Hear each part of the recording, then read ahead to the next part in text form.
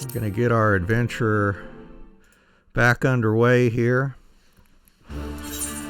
And let's see, yesterday we got to Gridania. We've got I think we're at level 20 story right now. We're headed over to visit the Sylphs eventually here. What I'm planning on doing to start with is get my crafters up to around 20-ish here, and they're already almost there, so we're going to get our crafters and gatherers leveled up first, and then we'll move on with the story in a bit. Also got another quest out there related to my retainers, which we picked up yesterday. They're going to be out near where we interact with the Sylphs, it looks like. So let's see, while we're in Gridania here, we might as well do the crafters and gatherer here, and then we'll port around to Limsa and Ul'dah and get those taken care of. So let's see, let's run over here to Mr. Beaton and see what they've got in store for us here. Nothing yet. We've got to level up a bit. So let's see, while we're leveling up, we'll see if there's any gear around level 20 or so that we can put on us. Our character, our thaumaturge, is at level 35 currently. We haven't even done the level 25 quest for them because we're so over leveled right now. We'll knock that out after a while, but it's not critical at this point. Let's see. So let's take a look, see what we've got for crafting for carpenter. Looks like we can easily make some stuff up around level 20 if we need to. Let's see what's down here at the bottom. Could make us a nice fishing rod for our fisher, which they could use for a short time. Let's see, elm crook for conjurer white mage, and there's a cane. Yeah, if we can make something a little higher level. Some later tools for our goldsmith and weaver. Well, in this case, let's see, elm lumber.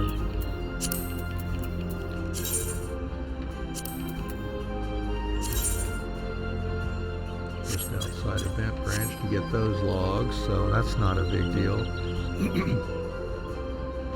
Alright, so Carpenter's at level 18. We just want to get him to 20 and get that quest knocked out.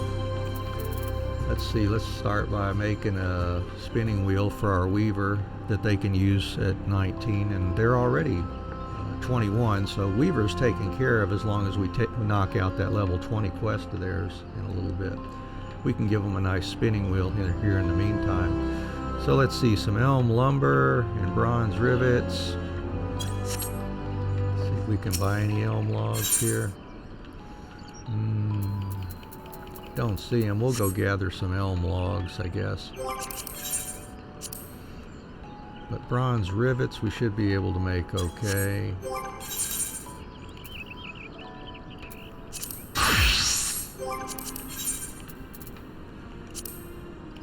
Take 2 bronze ingots.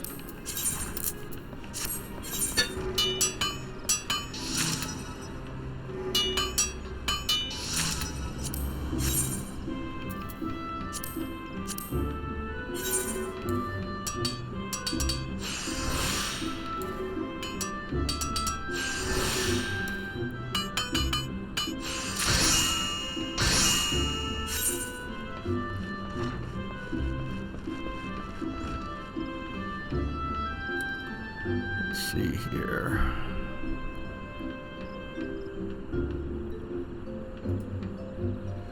Here we go.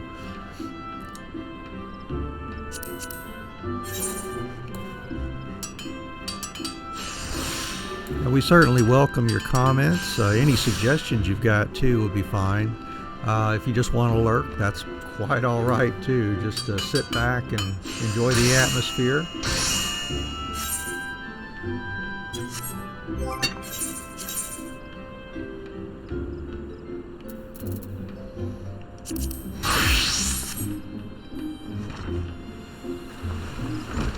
We got our chocobo yesterday too, so we'll be able to ride around a little bit.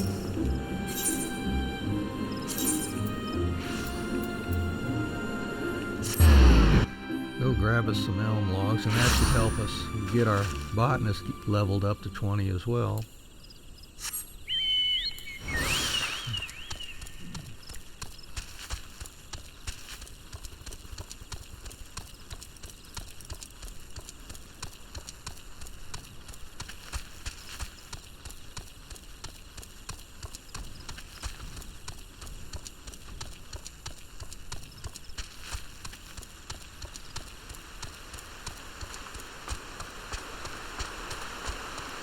I believe those elm logs are right up here.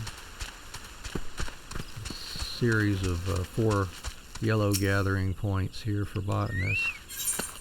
Yeah.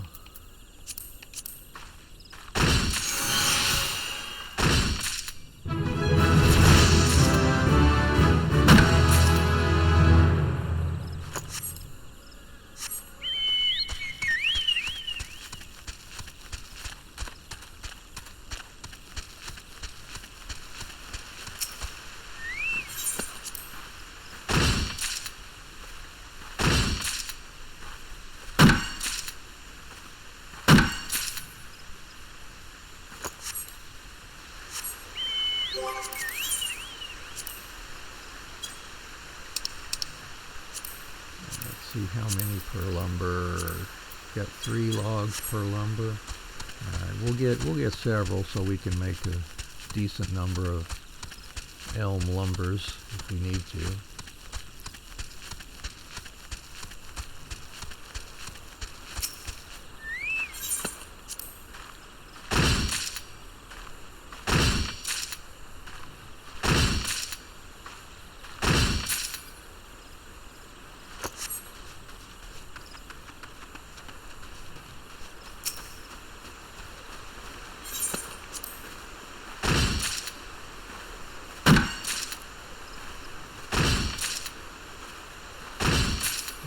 Must have got some decent gear on in here. Oh, okay. Yeah, some high quality gear here that's helping out with the perception. It looks like. Yep.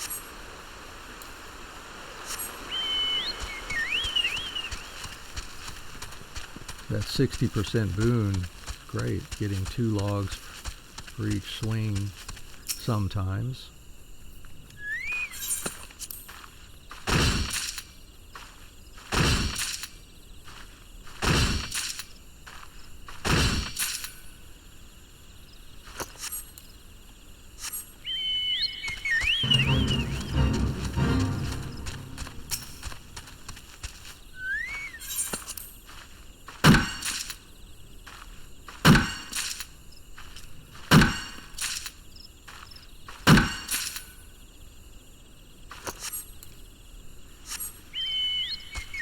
So if you play this game, I'm curious to find out what your take is on crafting and gathering here. Some folks find it totally boring because you want to enjoy the fighting and do all that part of the game, which is perfectly understandable. Other people find it relaxing and kind of a nice change of pace, a different aspect to the game. I like it all, to be honest with you.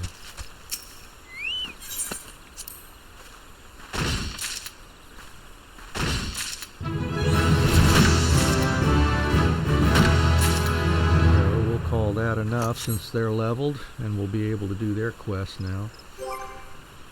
Alright, let's head back to Gridania here.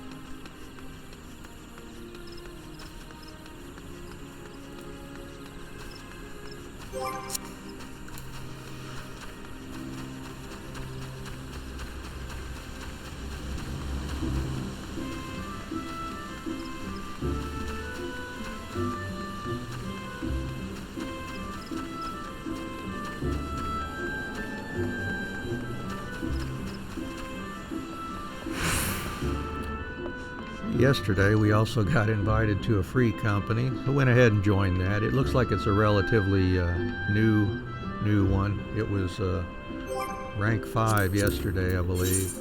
It's rank 7 now. Yeah, so it'll rank up pretty quick for a while here, with folks tackling the story and doing all kinds of stuff online for that one. So it's growing fast. We joined it mainly because maybe we'll get some benefit from whatever buffs they choose to apply for the free company. All right, Carpenter, let's get going here. We need 2 elm lumbers. Let's see how we can manage that.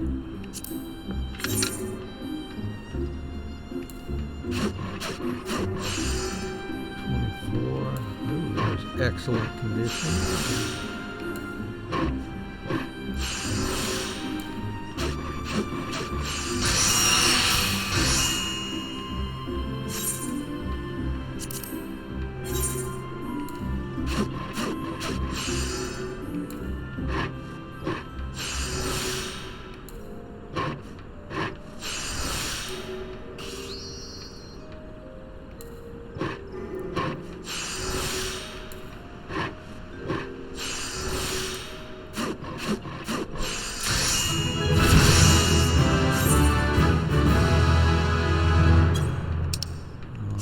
Let's make this spinning wheel.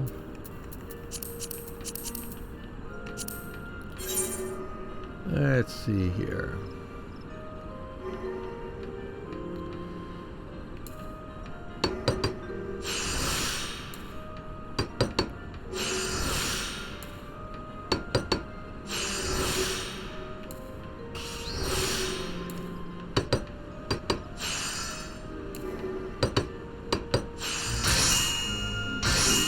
Piece of cake.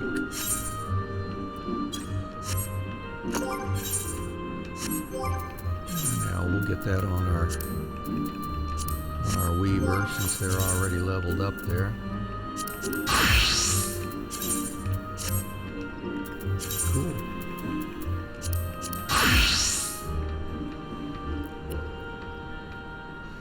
All right, let's see what else. We just needed to make something to get us to 20 now.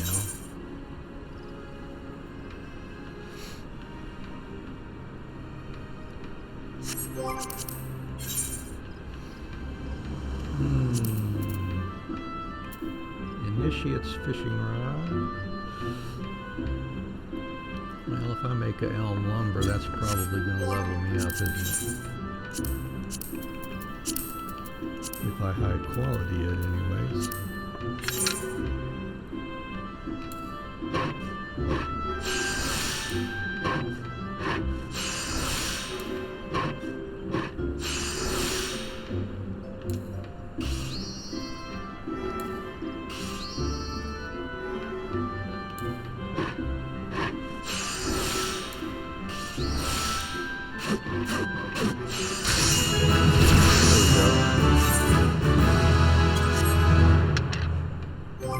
Did we get some new gear? No. Alright, let's see what Mr. Beaton has in store for us.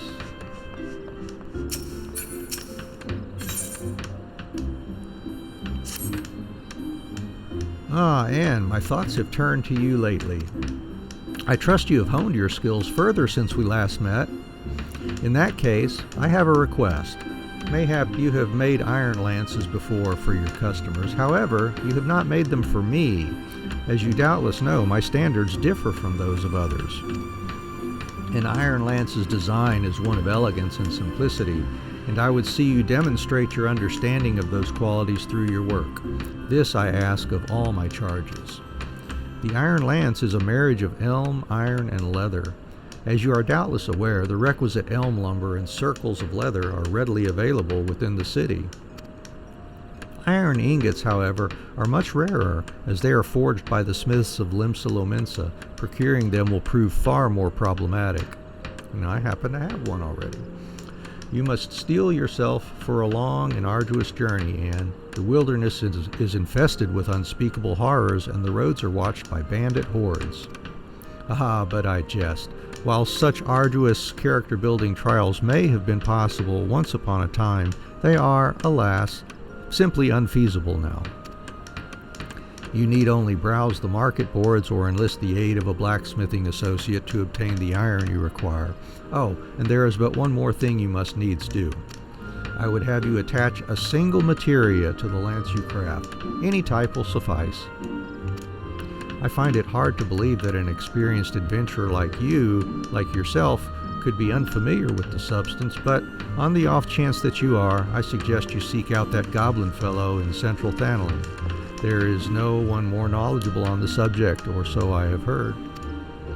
When you are in possession of all the necessary materials, I bid you craft me a single materia-enhanced iron lance. Alright, and fortunately we did visit Mutamix, the goblin out there in Thanlin. Alright, so we got to make an iron lance. And let's see. We've got to make one more iron ingot for that. It looks like we've got the elm lumber already.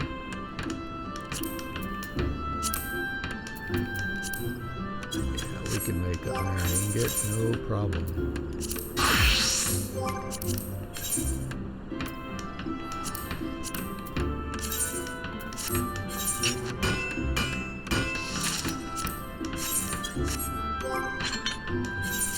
We need a hard leather. Do we have the goods for that? Nope. Alright, so we'll just buy us a hard leather for now.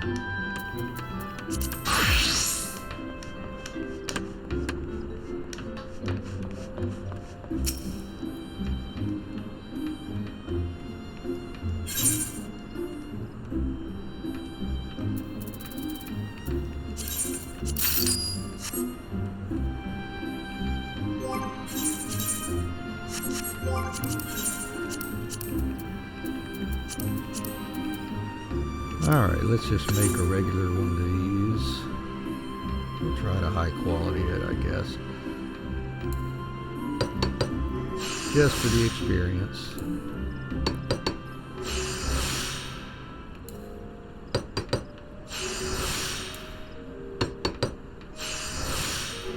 Looks like it's no problem.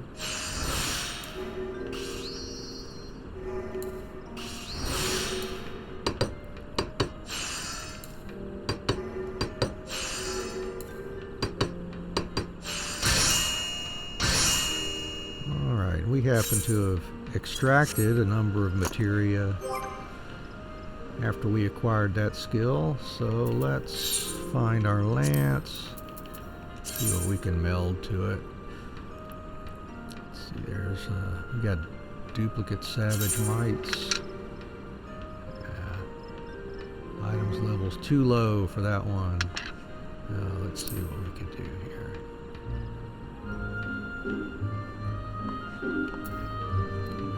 Heaven's Eye. Yeah, there we go.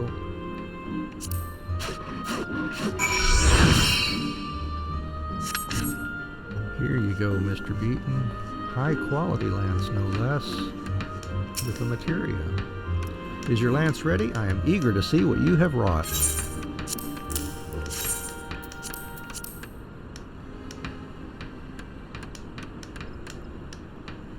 You do not disappoint, Anne.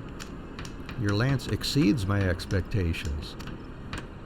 These formidable weapons were originally intended for use by the Ishgardian cavalry and were designed with the aim of maximizing their bearer's effectiveness on the field of battle. By utilizing the speed of his mount, a lance-wielding knight could easily deliver a devastating blow that would cripple, if not outright kill. but this mode of attack placed significant strain on both the rider and his weapon. Should the latter fail, the knight would be left defenseless.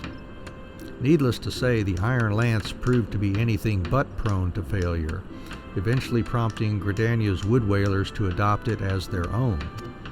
The differences between the modern Gridanian weapon and the Ishgardian original are not so substantial, amounting to little more than a smaller vamplate. Our lancers do not require the same protection as a mounted knight, you see. Fascinating, is it not, the history our weapons carry, how they change and evolve to meet different demands? Truly, all things possess potential for growth, weapons and armor, forests and cities, and aspiring carpenters. Remember this too, Anne. The iron lance is a marvelous weapon, not because it does not bend at the moment of impact, but because it does not break.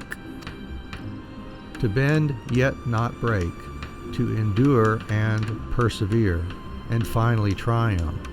When I gaze upon this lance, I am reminded of the singular importance of resolve, a quality I saw in you when first you joined us, and that will serve you well in the future. Whatever troubles you may face, remain resolute as an iron lance and you will succeed. Good advice. Alright, we have any new gear we could get here? Yeah, it looks like we can acquire some new stuff. What's going to give us just some control? Alright, well let's get the gloves, or let's get the headpiece. Yeah. What are we currently wearing? Yeah, still on our level 10 stuff there. So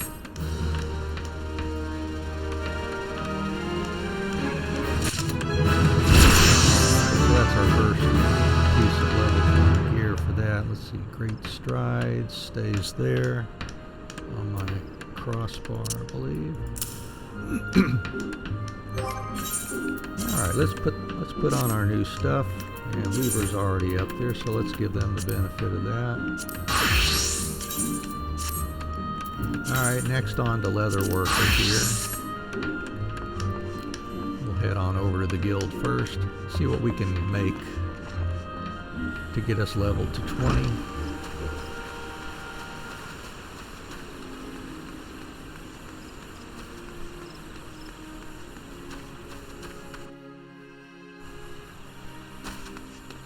And if you're just joining us, thanks for dropping in. Wherever you are in the world, good morning, good afternoon, good evening. Got anything you want to say? By all means, go ahead and drop it in the chat. I'll be happy to respond, no problem. And if you just want to lurk, that's all right too. We're here for you, just to give you some atmosphere if that's what you're into today. All right, Leatherworker. Let's see, what about in this level range here? Yeah, some gatherer stuff. Oh, we could make our own gloves. Here's some high quality gloves for 20. That's possible. Let's see, some algoat. We need some alumen and algoat skin, which we probably have to gather ourselves. Don't think they supply that. Yeah. The alumen would be worthwhile for miner to get us some experience there. Yeah, let's do that. The alumen, I believe, I know where that is, I'm pretty sure. Let's just verify it here. There it is. Yep, over by Dry Bone. And let's go collect this and level up at the same time.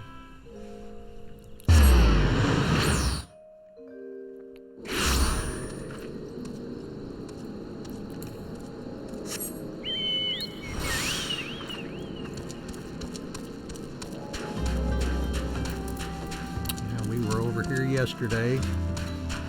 We fought Ifrit yesterday, and I used the duty support, and failed it the first time, the first try anyways. The lunar nail that spawned in there started going after it, but for whatever reason wasn't able to get it damaged enough, and wiped out the party after a timeout on that, I guess. But second try we did it okay, so no big deal. Oh, this one's going to be a little bit of a challenge. Yeah. Well, we can boost our chances here while we gather some. There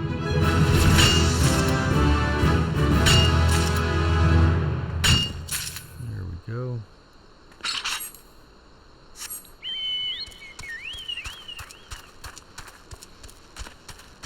And if you've ever played Final Fantasy XIV for a long time here and done gathering, you'll notice they've changed the way that sneak behaves here. You can finally run regular speed. You don't have to creep around so slowly while you've got sneak on you. I love that change. Makes it a lot less aggravating.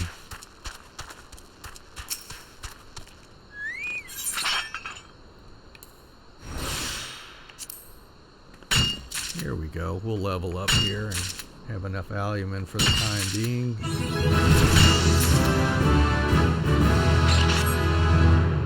12's bounty. Let's see. Let's put that over here, perhaps.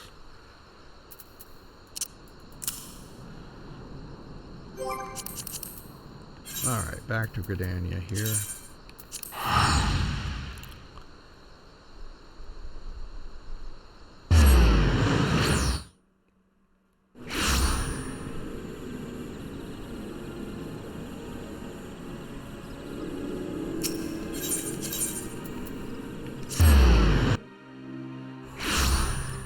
And we need some algoat skins to make that leather, I believe.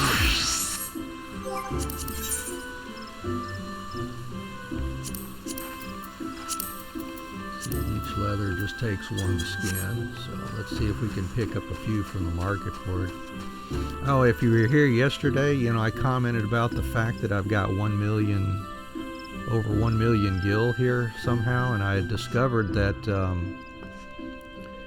for some reason, when I exited the Tamtera Deepcroft, I jumped from like around 18,000 gil to 1,018,000 gil. And I sent a message to Square Enix about that. I got a response late yesterday on that. Apparently, it's a gift from low-populated or new servers. If you create a character on one of the new servers, and that's what we did. We used the new data center in North America here to create our character. You get 1 million gil, which is kind of nice. So I was just afraid that they would see I acquired a bunch of extra gil and maybe thought I was doing something shady. But anyways, I'm glad to know it's legit. Always welcome the extra money, right? All right, so let's see here. We got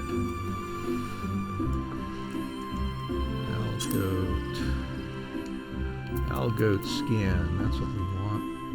Let's see how much those are. Ew. A little pricey for a low-level item here, but it's a new server, so I bet things are going to be kind of expensive while we play through here. Yeah, at least I can afford it. That's nice. Maybe that's what the deal is with the 1 million. Helps you afford some of the things that are obviously going to be more expensive. And I'll just buy 17 here. Yeah, I'm not going to buy that 30. Yeah, maybe I should buy the 37. Lower price, and I can always use more as we craft up too. Alright, so anyways, let's see if we can make some algoat leather here. Difficulty 33.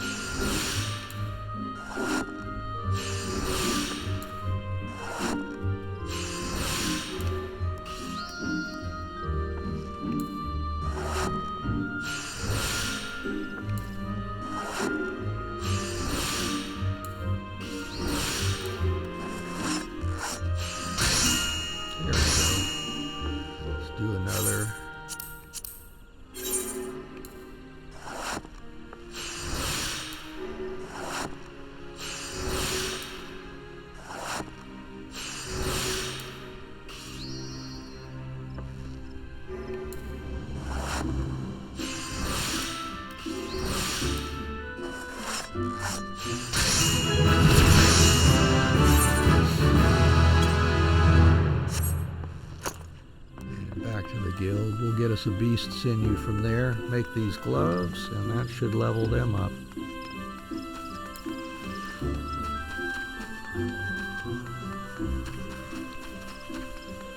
Oops.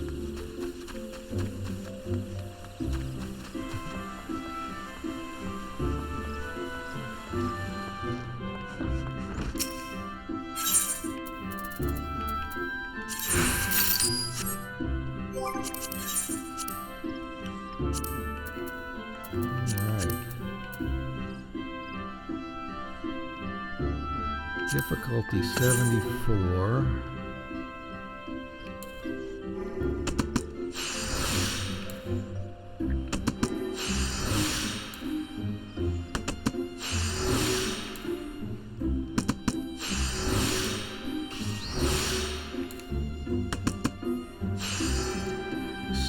To 72 and finish. Ooh, not quite level up. Alright. Dump those into our armor chest. Go ahead and give those to Carpenter and Weaver.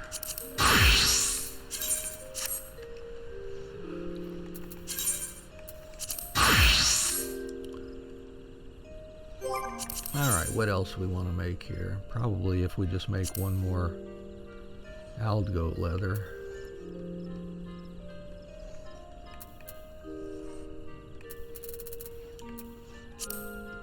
Which we can always use.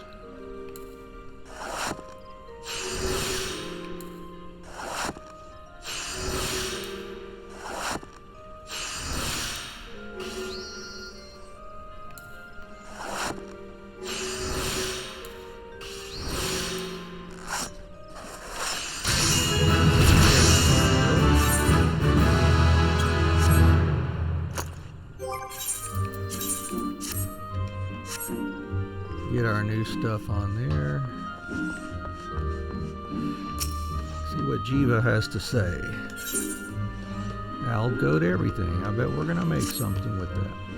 Ah, there you are, Anne. I hope you've been working on your techniques because I have a difficult task for you. Well, mayhap not as difficult as I had originally intended. I had thought to bid you prepare 100 circles of Aldgoat leather, but instead I want to gauge your aptitude for materia melding. Well, thank you for that. You have at least a passing familiarity with materia, correct? The crystallized substance often used to enhance the properties of weapons and armor? I certainly hope you do, and because an experienced leatherworker is expected to possess the skills to meld materia to his wares. For this task, you will affix a single materia to a pair of goatskin leggings. What type of materia you use is of no consequence. What matters is your ability to successfully attach it. And it goes without saying that you must make the leggings as well. To do so, you'll need cotton cloth and Aldgoat leather. Most cotton cloth is produced by the weavers of Uldah's sunsilk tapestries, while Aldgoat leather is, of course, obtained from Aldgoats, which roam the deserts of Thanalan. Lest you think I mean to send you all the way to the Sultanate, fear not. If you can obtain your materials by perusing the market boards or by eliciting the help of friends, by all means do so. That said, a trip to central Thanalan might be warranted if you know nothing of materia. There's a goblin somewhere out there who's said to be an authority on the subject. Now run along and get crafting, Anne. Goatskin leggings.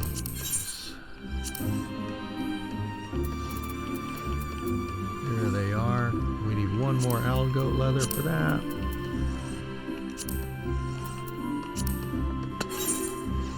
I love the experience from high quality, so we will do that since it's just a single piece.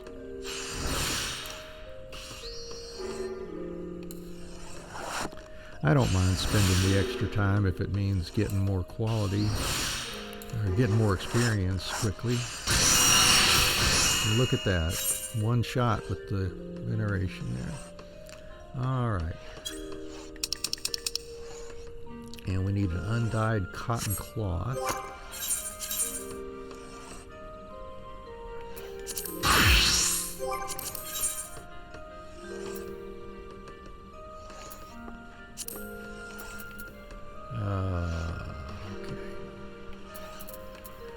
we've got cotton yarn already made.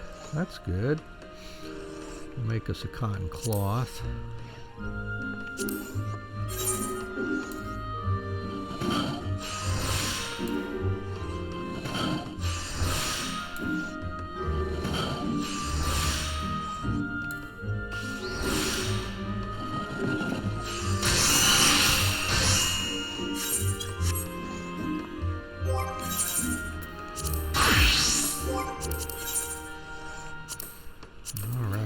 Pair of goatskin leggings coming up.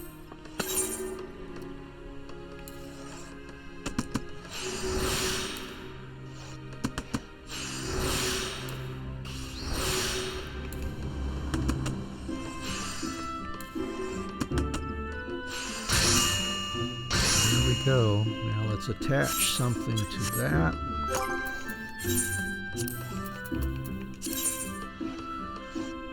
Oh, let's see.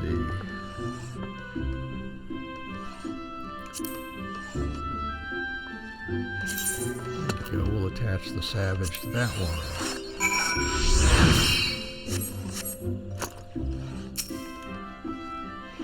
Are the leggings ready yet? I trust you didn't forget to attach a materia to it.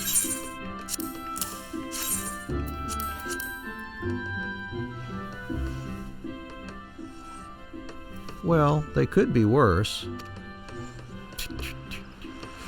I don't know how long you've been about this adventuring business, Anne, but did you know that leggings were once no more than strips of cloth or leather?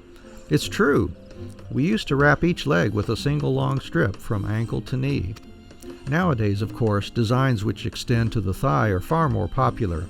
Soft, lightweight leggings like these provide the balance of protection and flexibility demanded by the wood whalers, the god's quiver, and adventurers like your good self.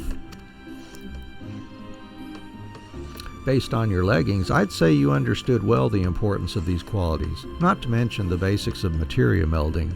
Indeed, if I were to judge your performance on a scale of 1 to 10, I would give you a 6. No, a 7. The remaining 3 points, you ask? Sure. Quite simple really. Your leggings were made from skins which were taken from living creatures. The Twellswood is filled with the wealth of life which we leather workers must take in order to craft our products. Do you know how that owled goat lived? How it was killed and skinned? Do you understand how these skins find their way to our hands? To understand this process is to understand life itself. Those leather workers whose creations truly deserve to bear the name of Fen-Il have faced this burden and accepted it. To them, it's simply truth. Therein lies the difference between the good and the great. Your leggings are fine, Anne. It is you that needs improvement. Call me an incurable optimist, but I do not think it beyond you. Study your materials and learn their history. Practice your craft and keep discovering new techniques. That is still your path forward. Aye, teacher. And who knows, mayhap one day I'll allow you to represent the guild in the annual exhibition and pit your skills against the finest craftsmen in all of Gridania. Of course, that day, should it ever come, is yet a long way off. Still, it is good to have a goal, however distant, is it not? That is true. We got a headpiece, we made the gloves, and we'll go ahead and put the pants on here. We could use those.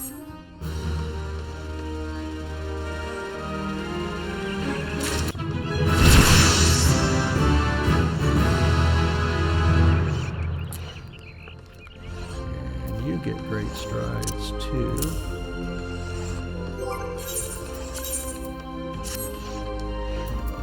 Some red pants.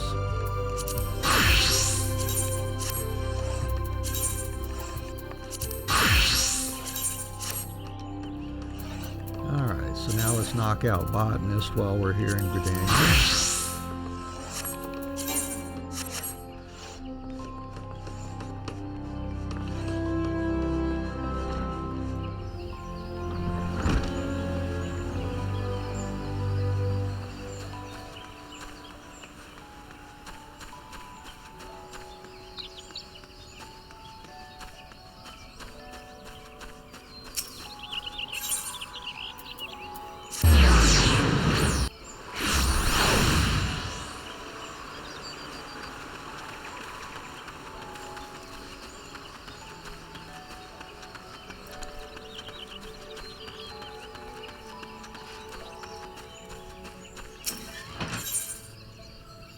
Dressed to harvest. Good morning, Anne. I see from the soil on your hands that you have been as diligent as ever in your botany. I am not surprised. As we develop new skills, so do our labors become more varied, and thus does our motivation grow. Yet, know that motivation can only take one so far. If you wish to master botany, you must pay heed to those details which you have until now taken for granted.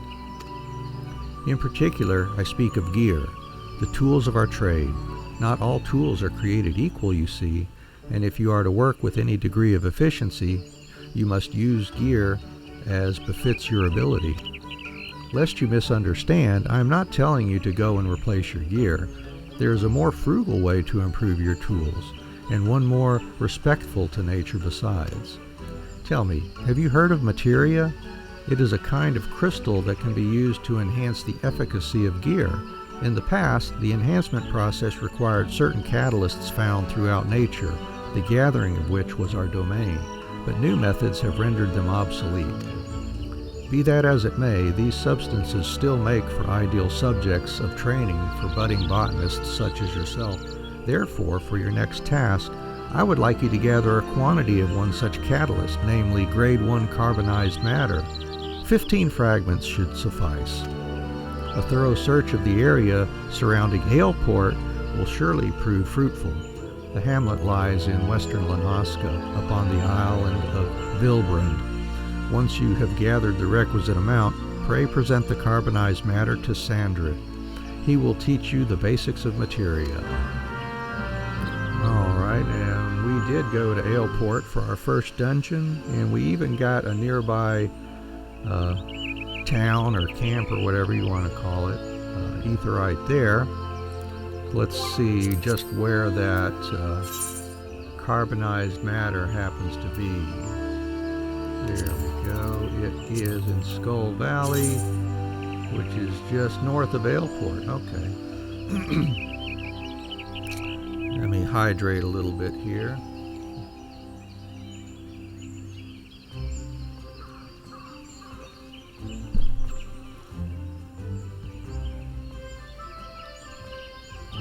All right.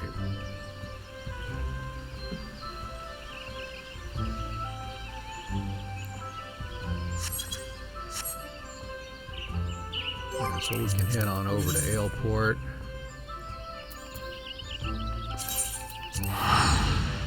And get 15 carbonized matters.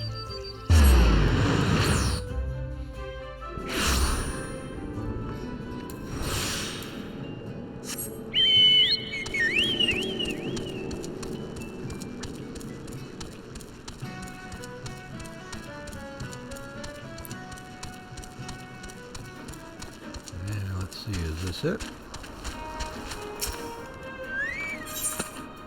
Yeah, there we go. All right, let's see.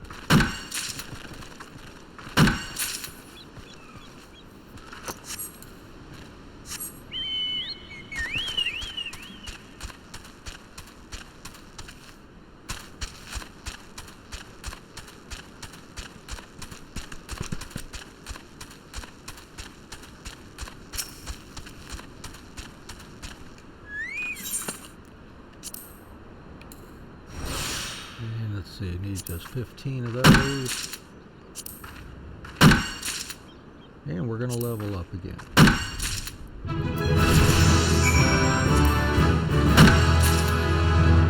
go. Alright, back to Gdania here.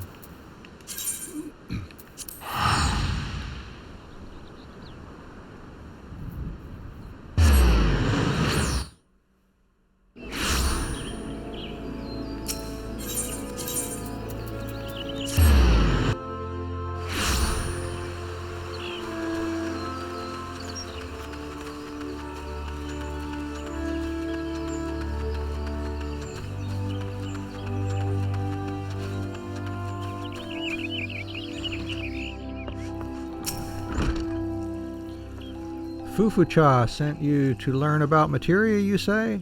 Very well, bring me 15 fragments of grade 1 carbonized matter and we'll talk.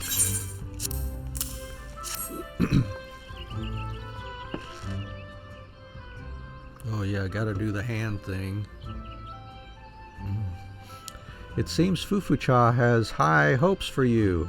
Very well, let us speak of materia. I don't know, how do you say that? Fufucha or Fufucha? I don't know. I guess it doesn't matter, does it? The art of crafting with materia is yet new to Eorzea. It was born to our shores by a goblin scholar named Mutamix some few years ago. Put simply, the process begins with extracting materia from old gear. This is then attached to another piece of gear, enhancing the item's properties.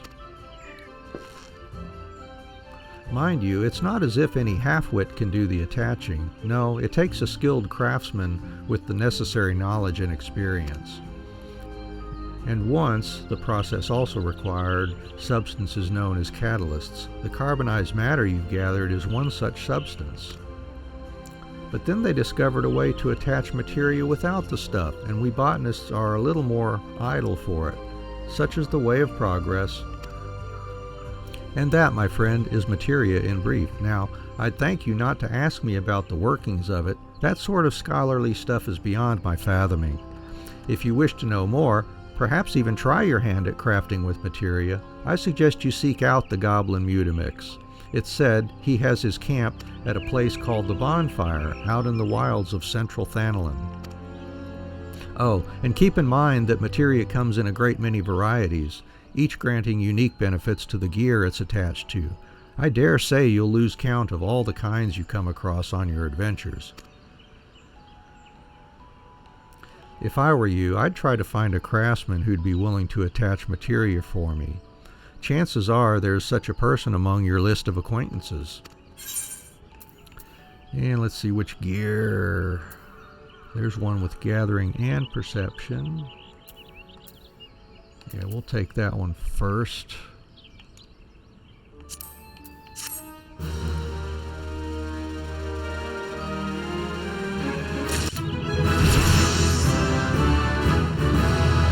went to the armory chest. And those are some red pants too. Alright, got some red pants for crafter and gatherer here. Alright, so that's it for crafters and gatherers here in Gdania. Let's go to Limsa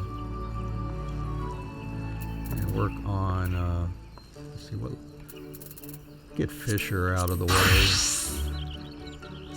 We gotta fish up some stuff to finish them off. Let's see, where do we want to go for fishing?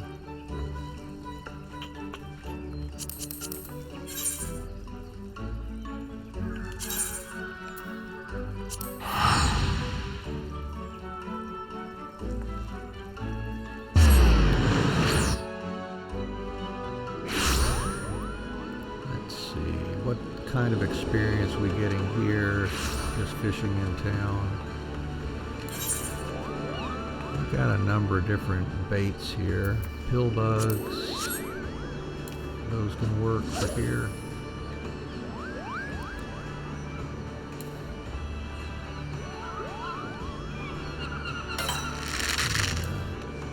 And how much experience are these? These are low level.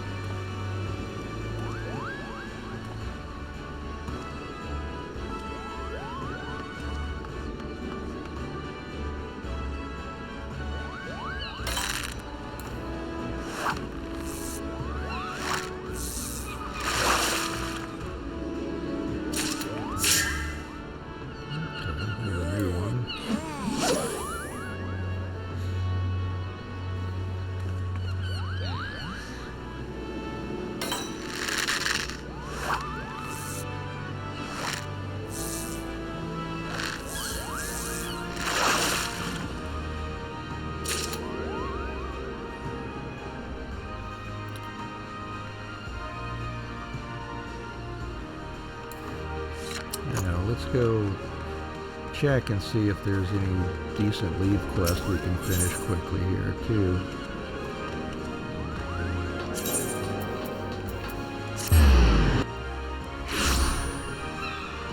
Because if we just so happen to have the fish for one of these, it might be enough. But it's not too slow, I guess, catching those little fish there. Let's see, fieldcraft leaves, pebble crabs, Robbie flounder, sea cucumbers. Oh, I just caught an ocean cloud there. Alright, well I might as well fish in here and see if we catch 3 ocean clouds in the process. Let's see what's here. There's some malm kelp. We can take that one and finish it.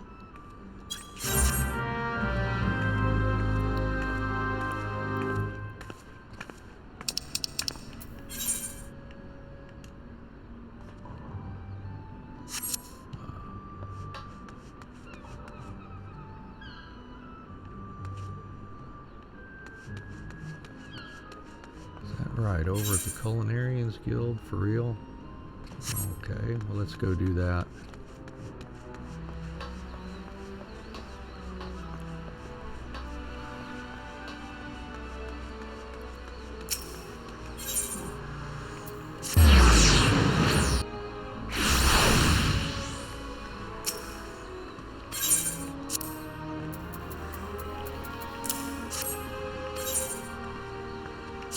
There we go. Nice.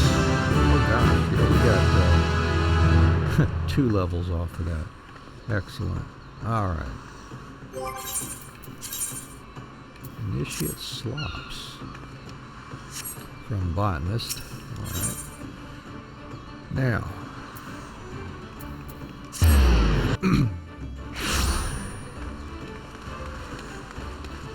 Let's see what we got to catch here.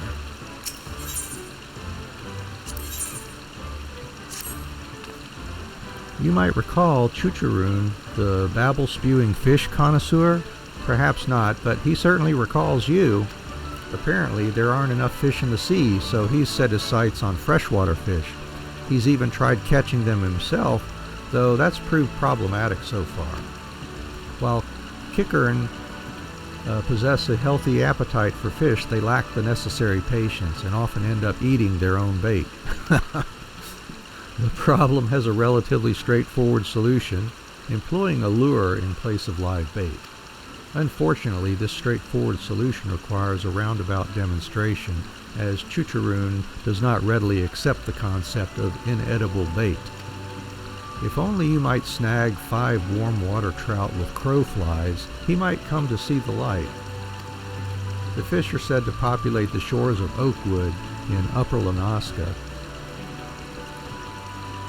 though I can't say I've been recently. I consider it inauspicious to cast one's line under the watchful gaze of a giant sea serpent. Alright, warm water trout and some crowflies. I don't think we've got those, do we? Got our versatile lure. Alright, well let's go grab us some crowflies from the merchant.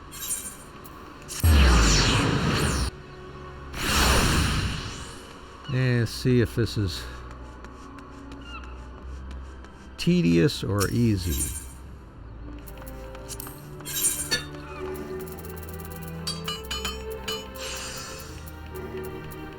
There we go. Let's grab us, I don't know, let's get 4 for now.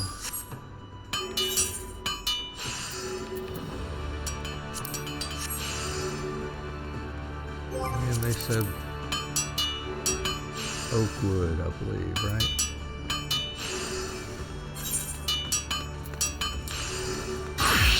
Back to Aleport.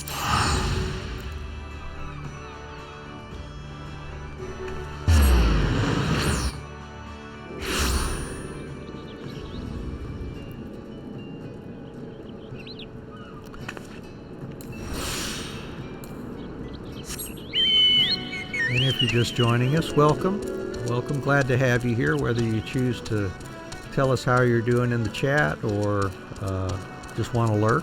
Whatever you're into, that's fine here. Just enjoy the atmosphere while we get our crafters and gatherers up to around 20 and do those quests, and then we'll continue on with the story. We're at level 20 in the story right now. And we'll see where that takes us. It's supposed to take us over to the land of the Sylphs over in Gridania, and we'll be heading there once we get our crafters and gatherers caught up here. Alright, a new area. Let's see if we can get some of these warm water trout.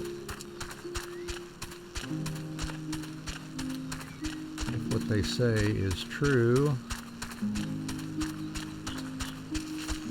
we should be fishing them here, I believe.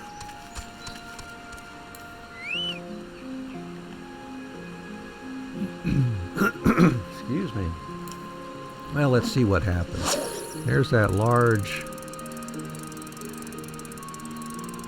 monster that Sisyphus was talking about, I believe. Part of a fate that periodically pops up here.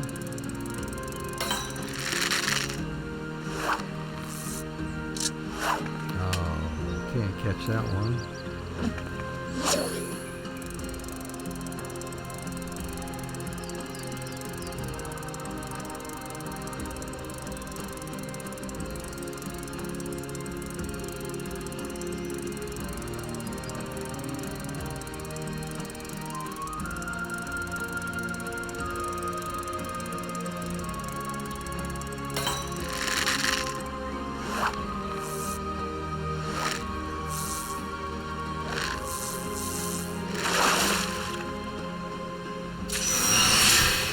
Four-eyed fish. Okay.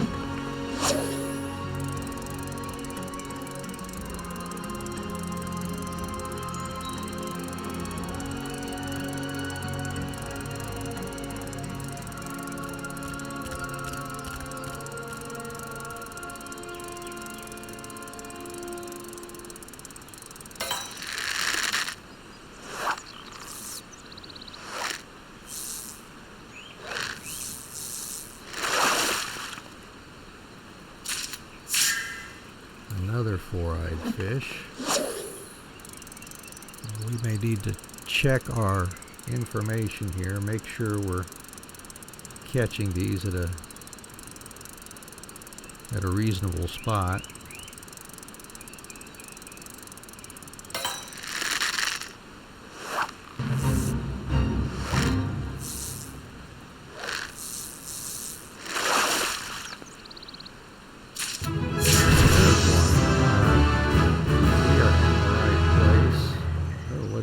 We got release and release list. Don't know if I need release list. Won't use that too much. Let's throw that off for now. Release there. Alright, so we got one warm water trout. See how long it takes us to get 4 more now.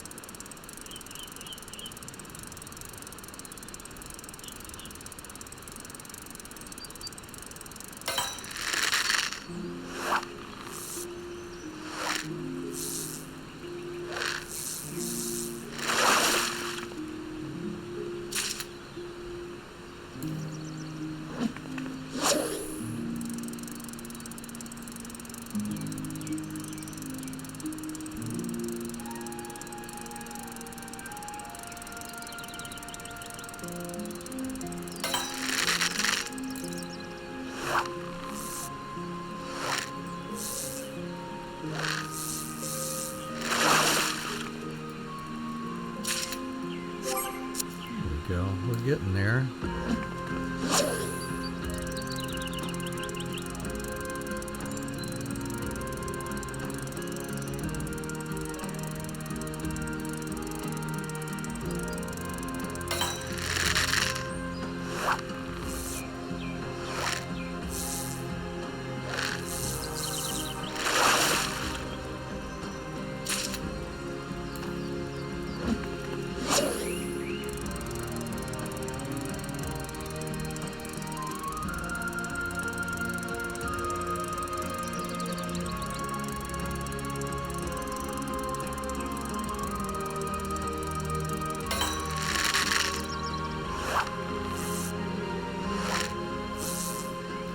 Here, fishy, fishy. Come on, warm water trout.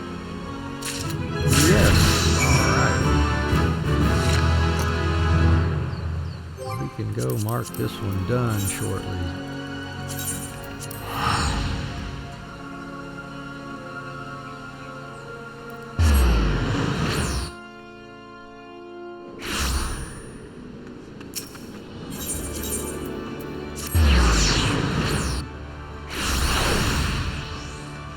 Check this out, Choo-choo-roon.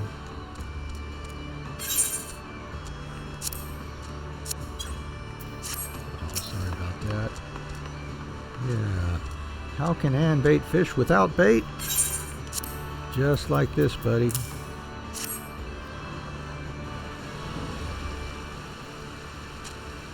You truly fish trout using fake food? Indeed, for all the fish know, the lure may as well be live. Ann skillfully used them to catch these tasty tasties. You see, Choo-choo-roon, deception lies at the heart of fishing. Yes, yes, lies lie at heart of fishing. Choo-choo-roon no fool, Choo-choo-roon fool fish. Precisely. Well, I trust that we've managed to guide you to the path of self-sufficient fishing. Alright, then let's see what piece. We got the pants. Gathering and perception. Let's get the gloves here.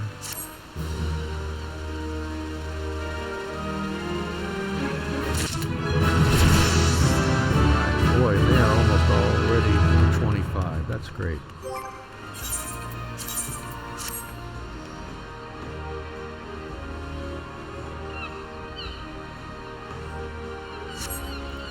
Fellow guild mate here.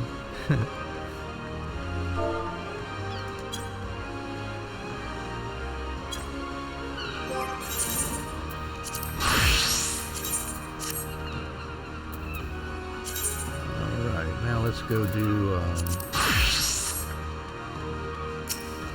blacksmith and armor and culinarian.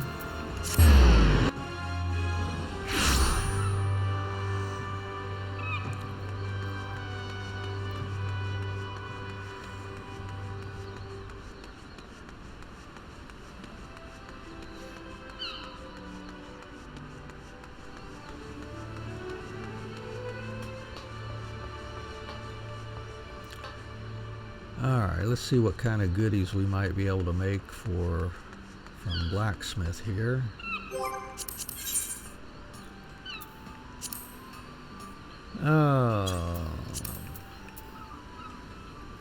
Iron pickaxe, which would be handy for miner.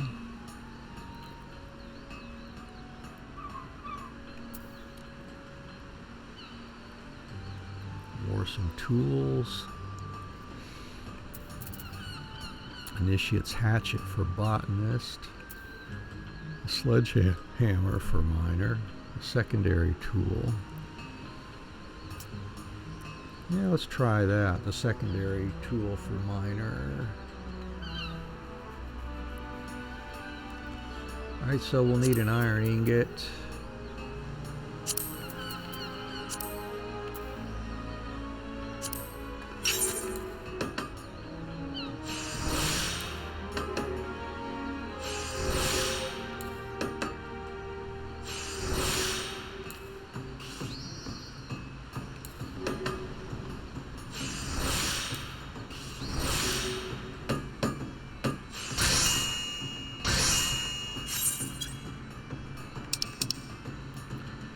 elm lumber, and we happened to pick up some elm earlier, and some fish glue. Well, we need 2 of those coral butterflies, but maybe they sell us fish glue here, maybe, or animal glue.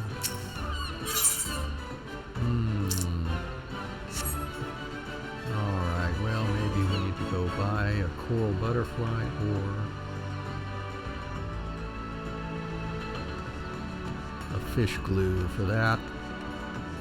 Let's see. Oh, I wonder if they sell coral butterflies down here. A lot of the local fish are sold here at the Highland. Doesn't look like it. Ah, well.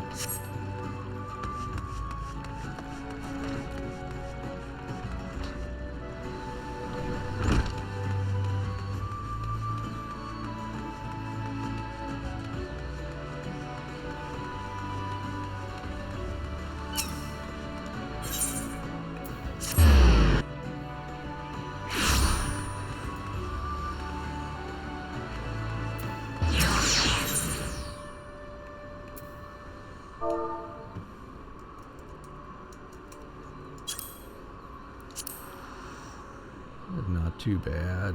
Get us a handful of those. Let's just see how much people are selling fish glue for.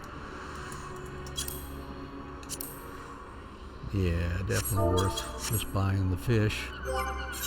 Let our alchemist make that.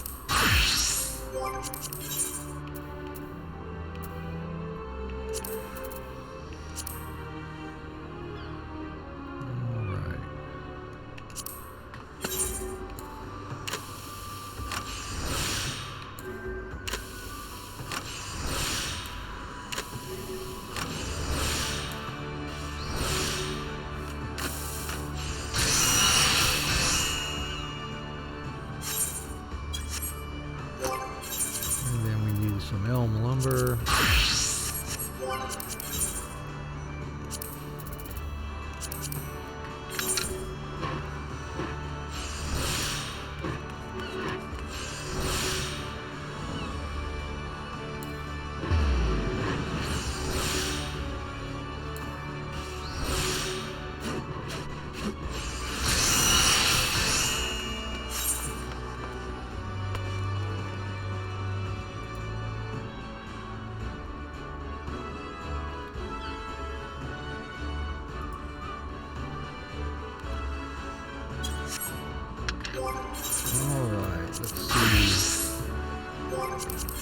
See what we make here. Initiate sledgehammer.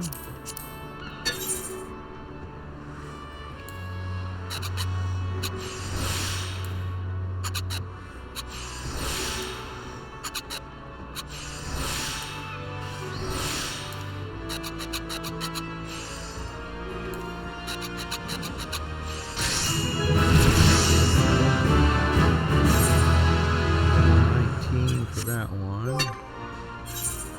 Our miner is already leveled up. Good. So let's...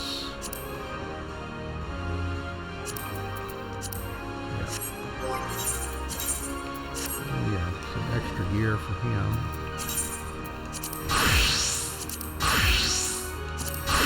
Yep.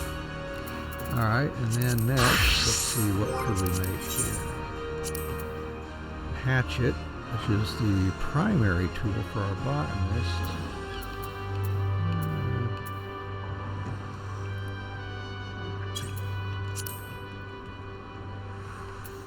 Cross-peen hammer for ourselves once we get to 21, maybe. Or botanist secondary tool as well. Let's try that. Oh, wait a minute, we need a mudstone, whetstone. We don't have any mudstone.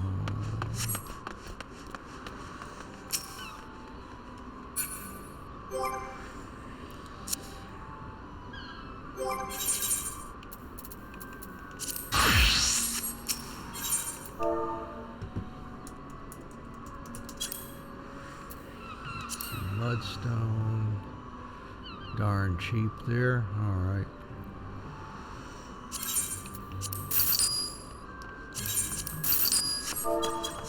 Take those.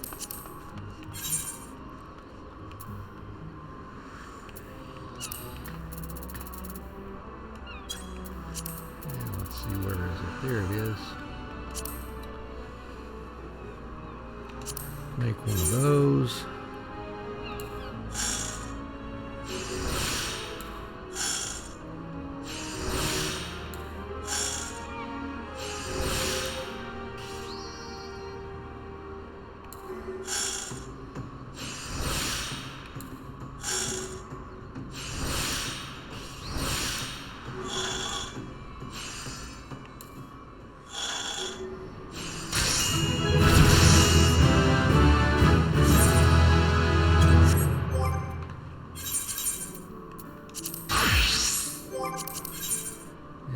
See, another iron ingot and elm lumber. We're going to have to get some more iron ore to make that ingot.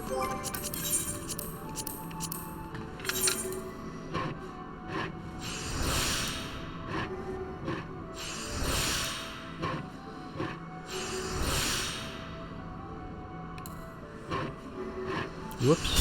Well, screwed that up, didn't I? I need to pay attention there.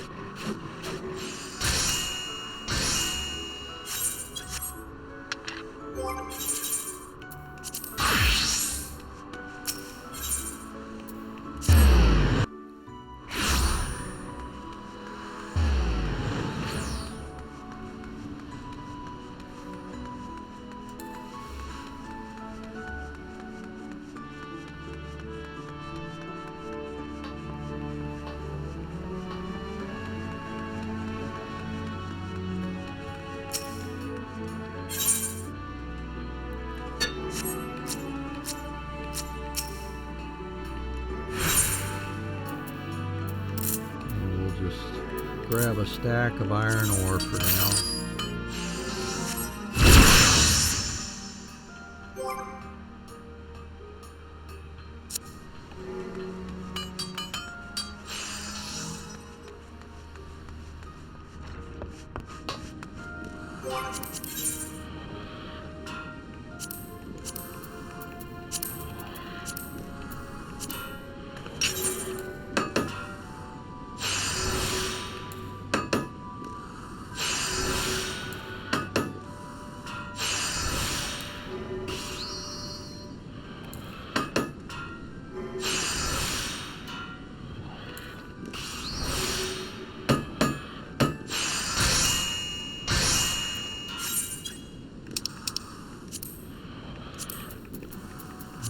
One iron scythe coming up.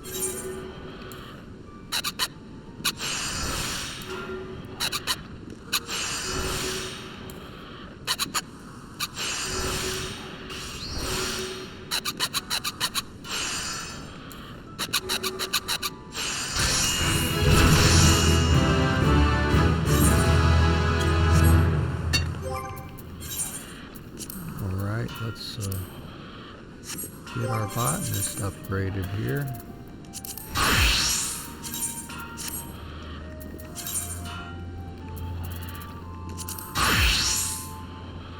Alright, Brithale. Oh, let's see what gear we gotta upgrade to. Oh yeah. By the sweat of your brow. Alright.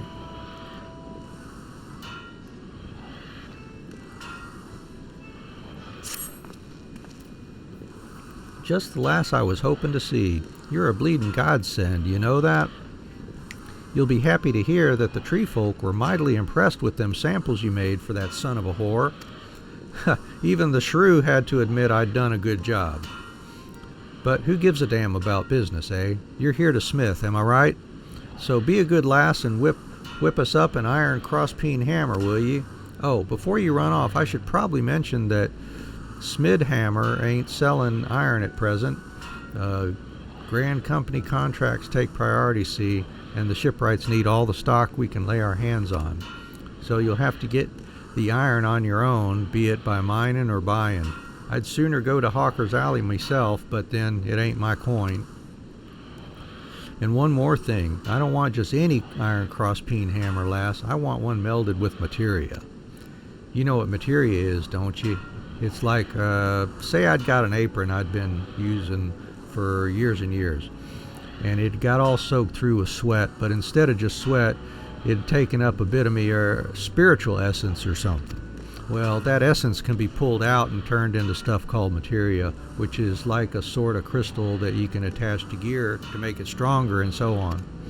Needless to say, I don't know how materia works, but there's supposed to be a gobby who does. Name's Mutamix, if memory serves, and he's got a camp out in Thanlin.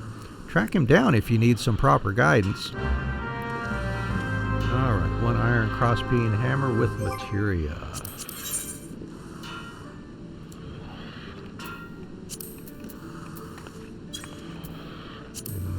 Initiate.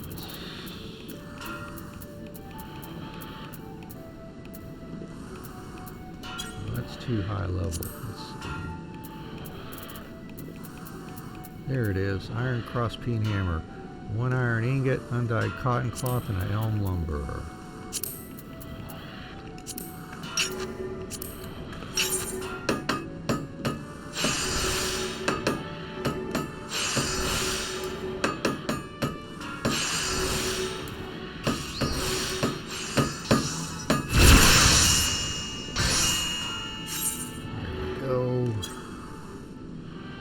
Cotton cloth and elm lumber.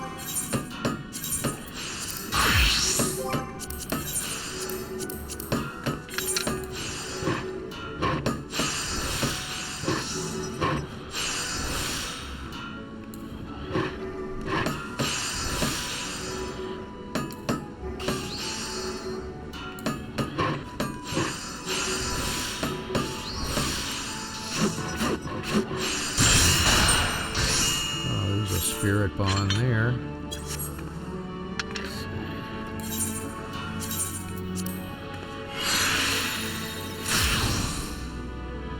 Take all the material we can get.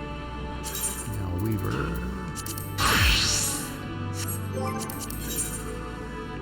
Undyed cotton cloth.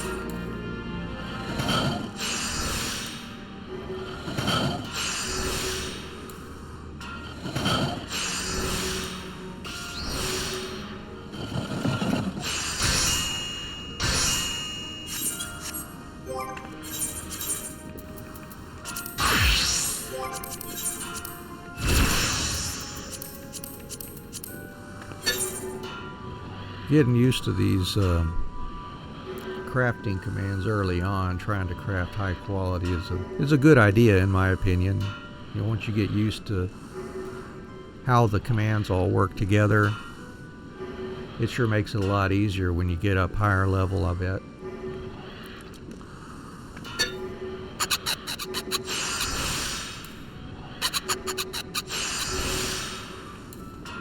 Certainly makes it easier for you to figure out your own macros instead of having to look them up online. Bit of a challenge, I guess.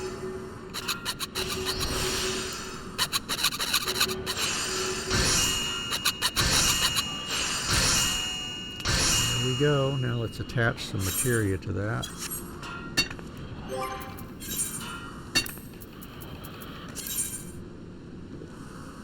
Yeah, let's see, there's a craftsman. Material we can put on it.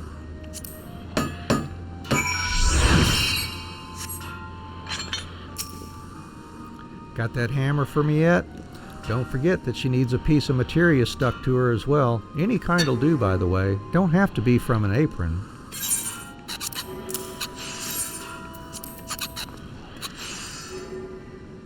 Get ready. Oh yeah, the hand thing. Damn fine work as always, lass. She's got good heft, this one, the kind you just don't get with bronze. You'd tire quicker, of course, but that's a failing of the arm, not the tool. And even after you'd worked up a sweat, I reckon her cotton-wrapped grip would keep her firmly in your hand where she belongs. Ah. It's common for smithies to make their own tools, you know. There's no better way of getting just what you want, see, assuming you're half decent. I, for one, have always made me own. Bugger me, though. I'm starting to wish I'd asked ye for 2 of these so I could keep one for myself. You really should let me buy you a drink sometime, lass. You've done a lot for me, and I don't want you to think me ungrateful. In fact, I'm wondering if we ought to put your skills on display more prominently. Really show your potential customers what the guild has to offer. No need to fret about that for the time being, though. You just keep hammering away, all right? Take it from me, lass, you'll do your best work when your only concerns are the hammer in your hand and the vision in your head. God's blessings be upon ye. Alright, we've got that, and that. Okay, nothing new there. But a new tool incoming. Oh, a couple levels for that. Great strides for this character. Oh, okay. We'd already made us a high quality tool for that. Alright, let's do armor here.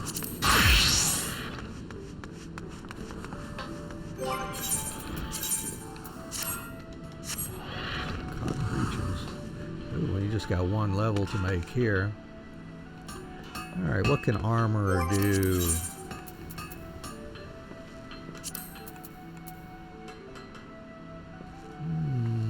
Skillet there. What about here? Level 21 stuff. No, let's not go that high. Let's make ourselves an initiate skillet. Yeah, we can make a iron plate and an elm lumber. Iron plate's gonna need 2 ingots.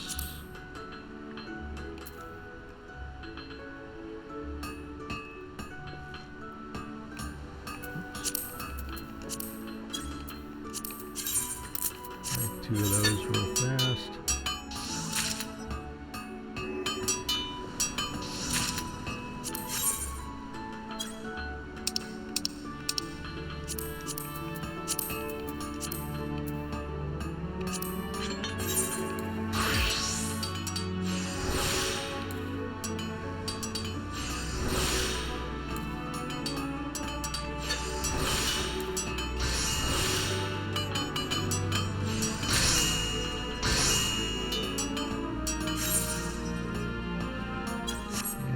Elm lumber.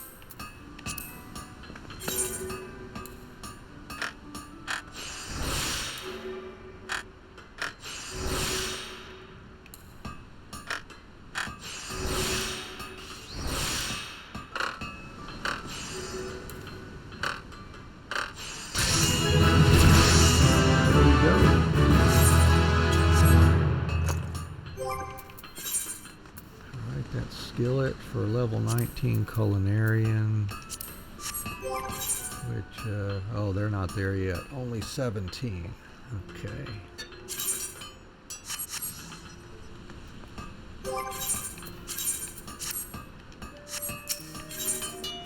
An armor's pride. How fare you, Anne? Have you had any further dealings with Blanster? If so, I do hope his bile has not begun to wear away at your better judgment. Lest you think me unjust, I do not dispute his skill with a hammer. I merely take issue with the lack of respect he shows to those he deems inferior.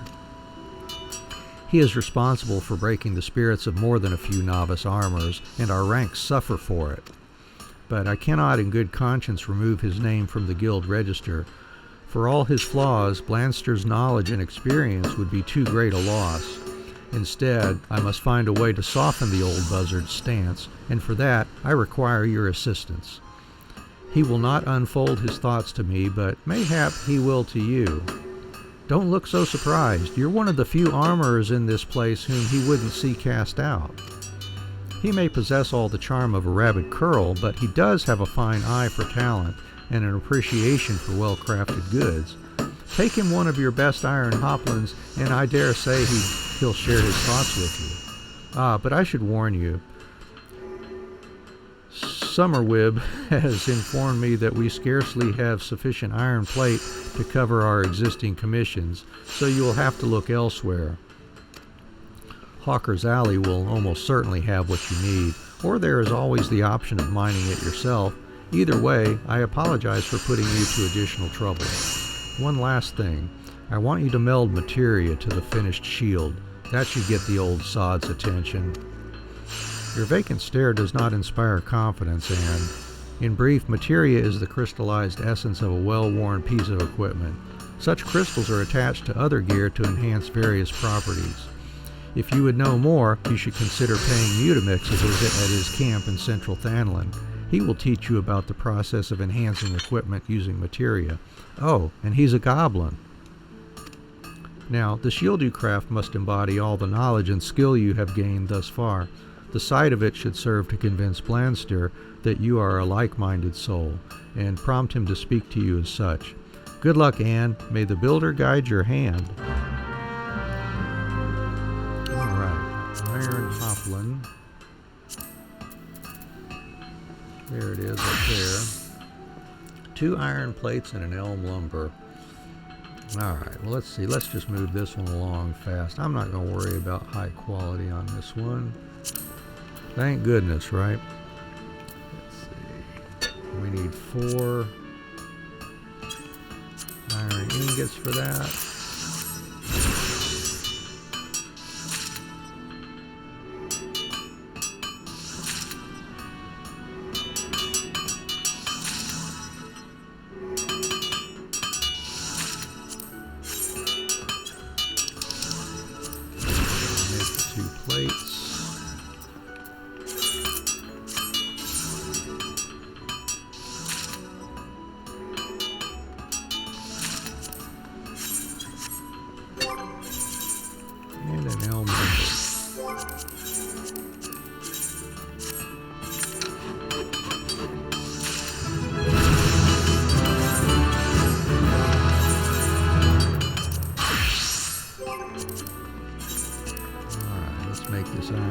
Real quick.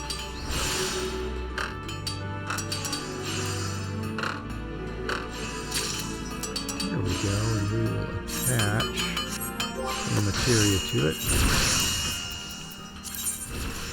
And let's see, Savage Mite's fine.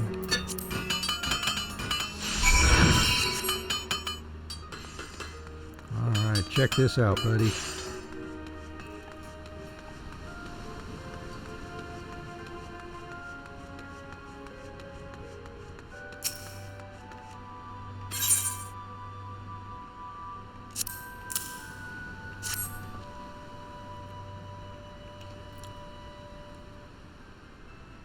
What's this? Brought me a shield, have you? With materia? Impressive, but don't imagine a bit of materia is enough to make up for shoddy workmanship. I ain't the kind to be blinded by sparklies, lass. Now, let's have a closer look. Oh yeah, let's have that closer look. Ready? Yep. Bugger me! 'Tis when they make the step up from bronze to iron that the weaker craftsmen start to show their limitations. The metal being a damn sight harder to shape, all manner of flaws creep into their work. But there ain't a single bleeding one in this shield. Your hammer blows were steady and measured. And you've kept the thickness of the iron nice and even, too. No bugger wants his shield splitting in half, 'cause the armorer beat a bit of the plate too thin. A fine piece of work, this. Damn fine. That's twice you've passed me inspection now. I'm convinced you've the kind of skill as demands respect, lass. So, as one artisan to another, let me ask you a question. What are your thoughts on Hananza's handling of the guild? I know you ain't been with us for long, but you must have wondered what she was playing at, am I right? If you ask me, the soft-hearted wench is polluting the damn place with blunder and amateurs what are armorers in naught but name. An armorer crafts gear as keeps men alive. If you lack the skill or the experience to make armor as'll do the job, you've no business holding a hammer. Just imagine what'd happen if a breastplate made by one of them lackwits fell apart in battle. And not just to the poor bastard wearing it, neither. I'm talking about what'd become of the guild's good name. The way Hananza entrusts these novices with a real craftsman's work, she's spitting in the face of the builder. Only a tried and true armorer should be taking on orders and dealing with valued patrons. By refusing to get rid of the dregs, Hananza's dampening the flames in our forges. Forge master, my arse. How can she be so bloody blind?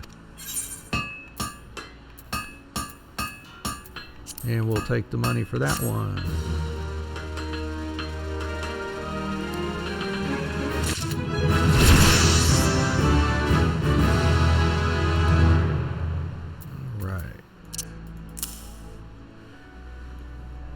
Yeah, it looks like worrying about high quality on these here isn't really helping us that too terribly much. A little bit, but not that much.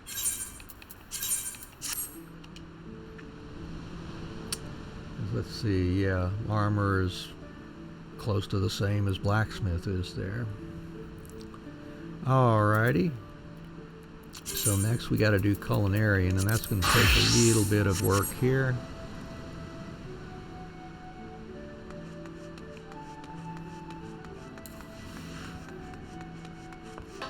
But we're almost done here in Limsa.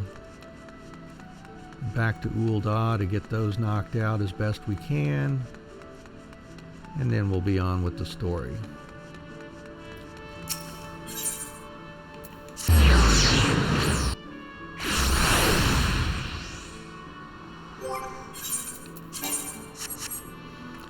Okay, so what could we make here? Cider vinegar, lavender oil might be useful for some recipes. Fairy apples and mineral water.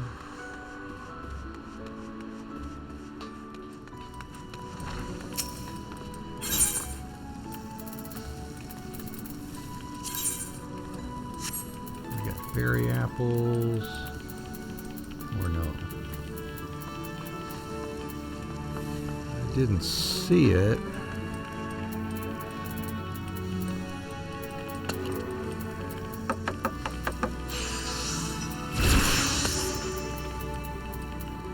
No. Let's see if there's anything else here. We have lavender.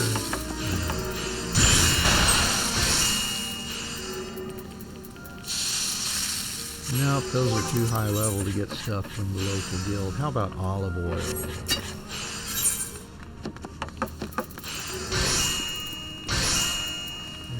Cinderfoot takes 4 of those.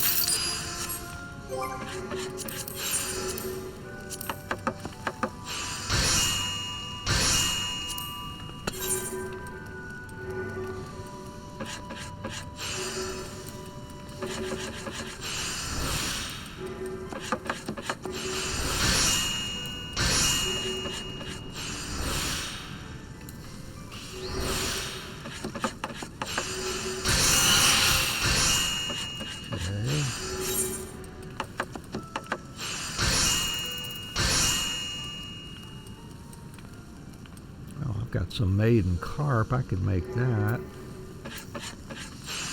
Make 2 crafts of that.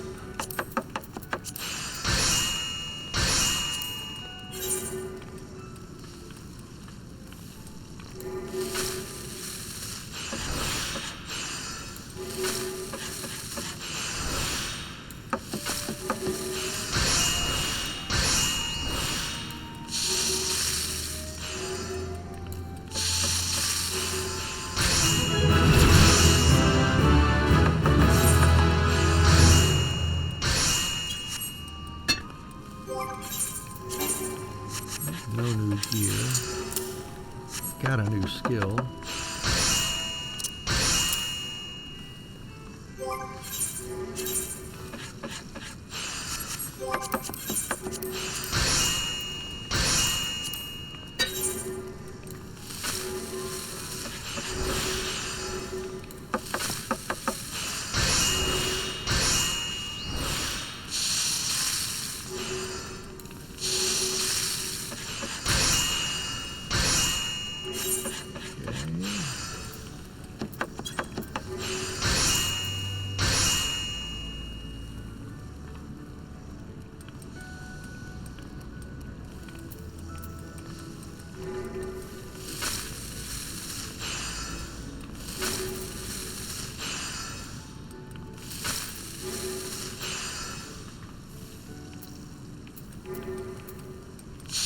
Along here. Oh, there we go.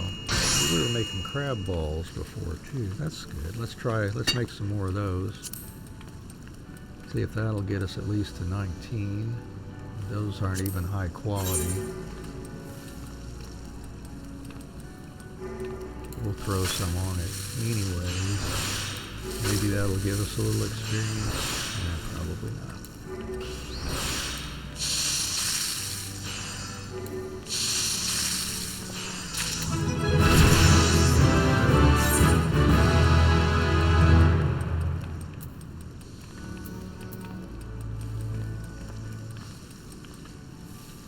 Grilled warm water trout. Possible. Grape juice. No noble grapes, right? Only lowland grapes.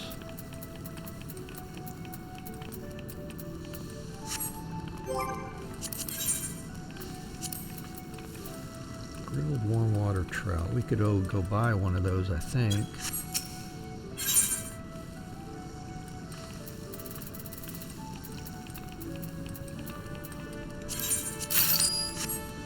Let's go see. We fished those up earlier. We should have grabbed an extra.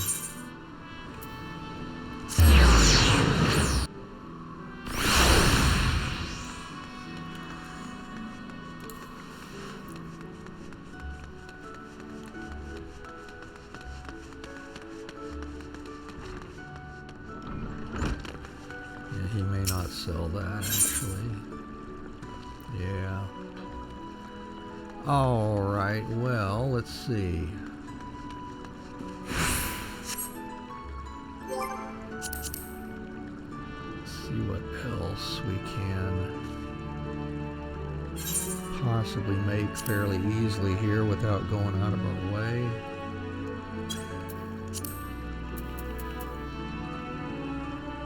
Plums. Let's go see how much pixie plums are.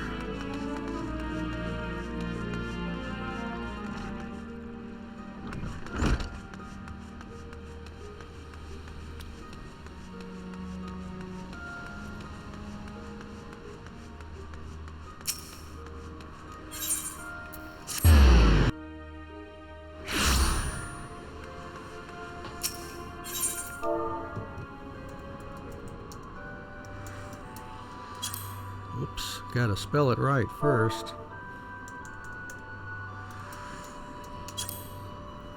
Ooh, not many on here. Yeah. There's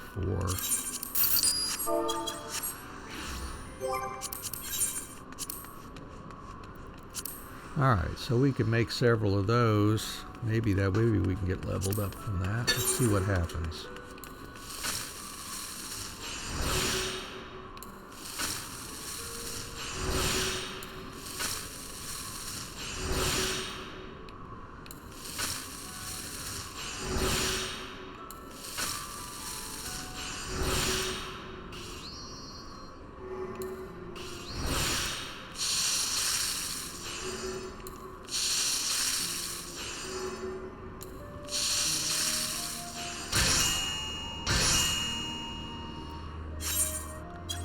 Did we get any gear upgrades here? Oh, we sure did. Our new skillet that we made. Alright. Let's make some more of these. See if that'll do it.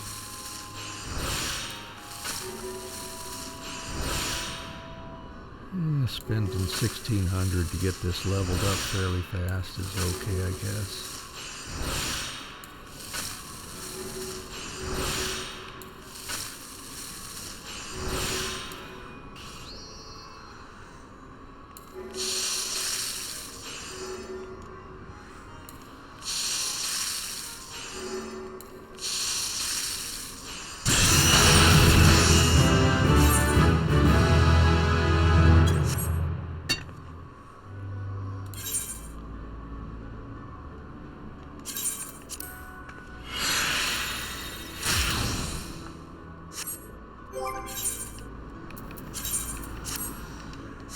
Alright, let's go get them taken care of and move on to the next city.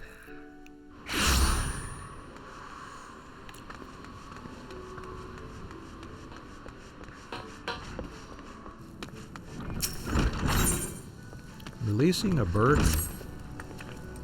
How'll do, Ann? Been taking care of yourself, lass? Remember, if you ain't got your health, you ain't got nothing. Speaking of health, one of our lot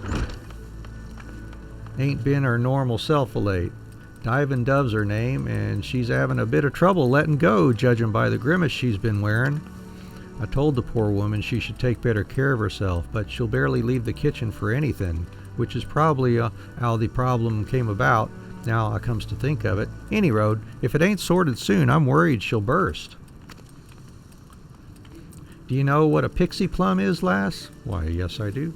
'Tis a fruit what's native to Curthis, and just the thing to help solve Divin' Dove's problem. Trouble is, they're bitter as sin when fresh, which is why plenty of chefs don't cook with the things.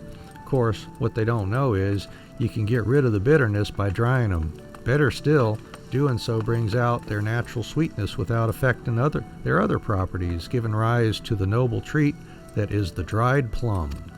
Now, I would have made these myself, but we ain't got no plums at the moment, and I can't very well leave me post to go and get 'em, so I needs you to do the procuring and the making in me stead. You can pick the plums in the wilds if you're fond of foraging. Failing that, take a gander at the market board in West Auker's Alley. Oh, and once the dried plums are ready, see that Divin' Dove eats 'em, would you? Aye, and you might want to avoid letting on about the whys and wherefores. Touchy subject and all that. Well, we've already got 'em. We made 'em, so let's turn 'em in. You want to give me? You want me to give you my opinion on your handiwork? Sure.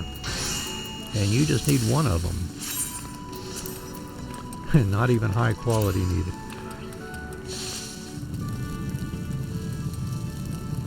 Well, my dodo won't need turning for a little while, so I suppose I can spare a moment. Let's go to the upper floor. And you gonna do it? Yeah, the hand thing. Oh, these are lovely. What kind of fruit did you say they were?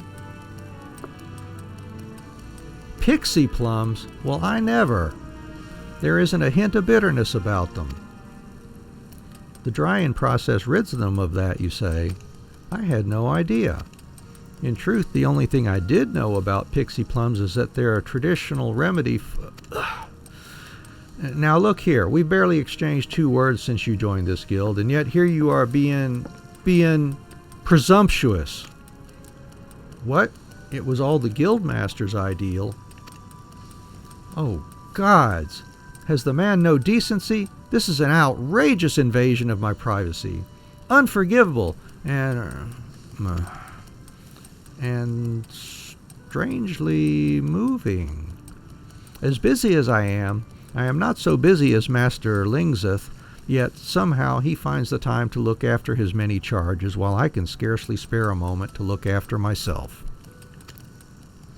I've been working so hard, but maybe effort is not the answer. Perhaps I just need to relax a little. Thank you for the gift. I promise to take better care of myself in the future. And still no new stuff.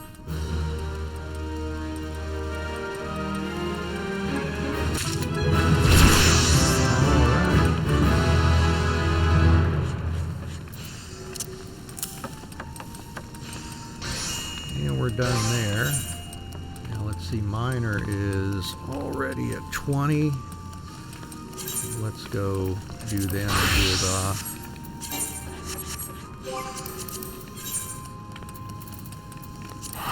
We can move on to Weaver, Goldsmith, and Alchemist and get them out of the way. And hopefully we'll have some time still to at least get through part of the story.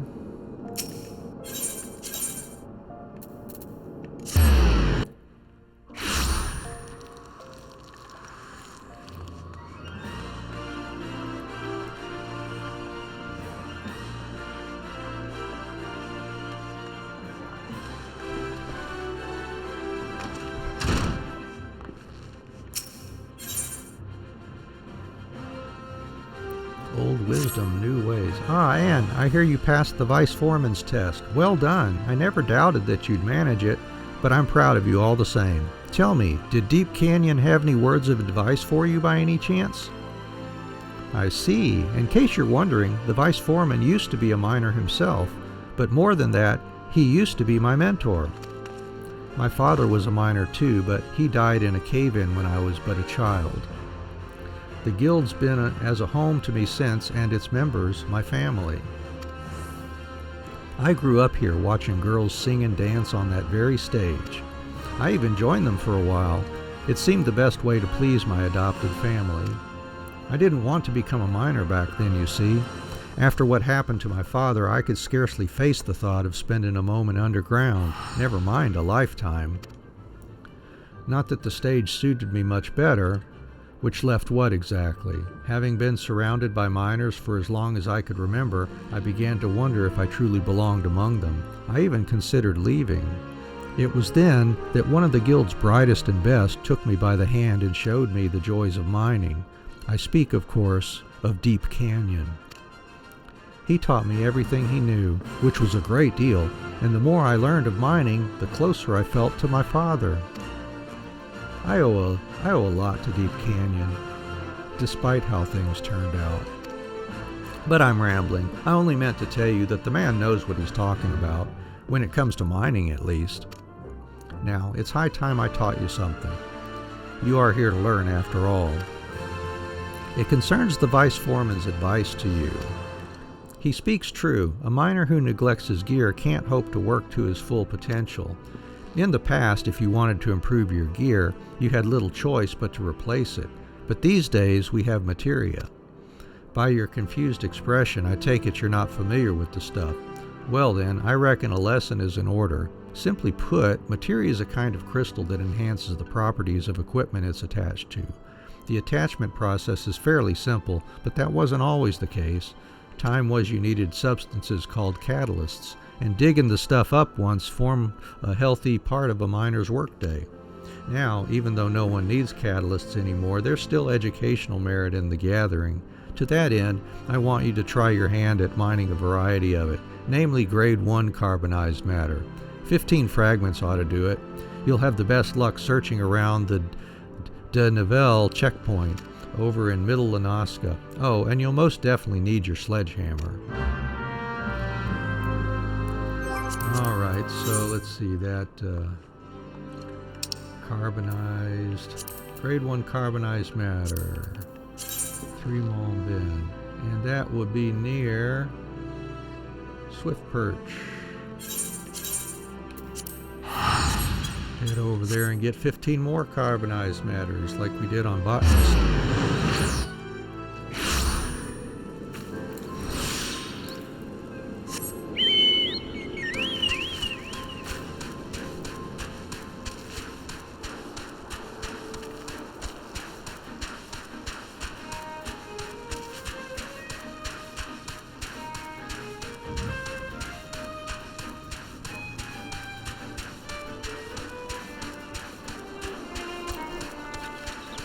If you played the game, I'm curious, is there a favorite zone music that you have?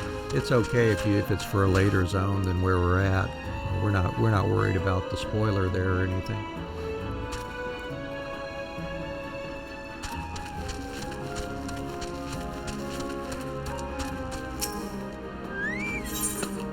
All right, grade 1 carbonized matter. We need 15 of those.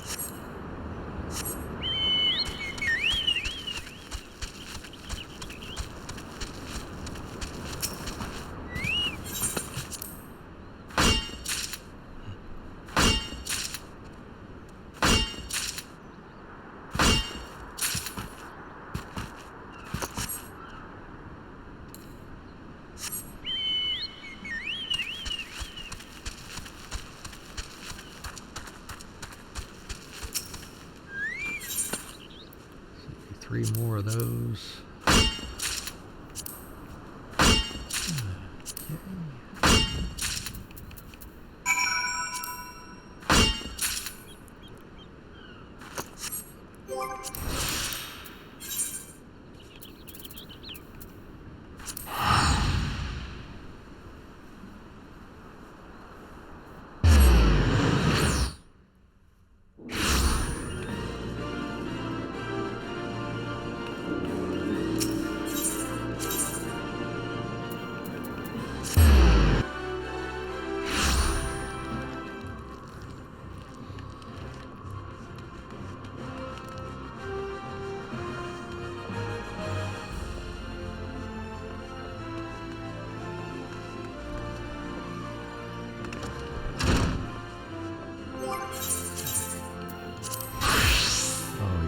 That 12's bounty for botanists too, didn't I?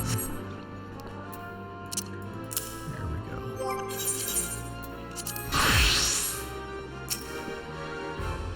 How goes your search for carbonized matter? Don't forget, it's 15 fragments I want.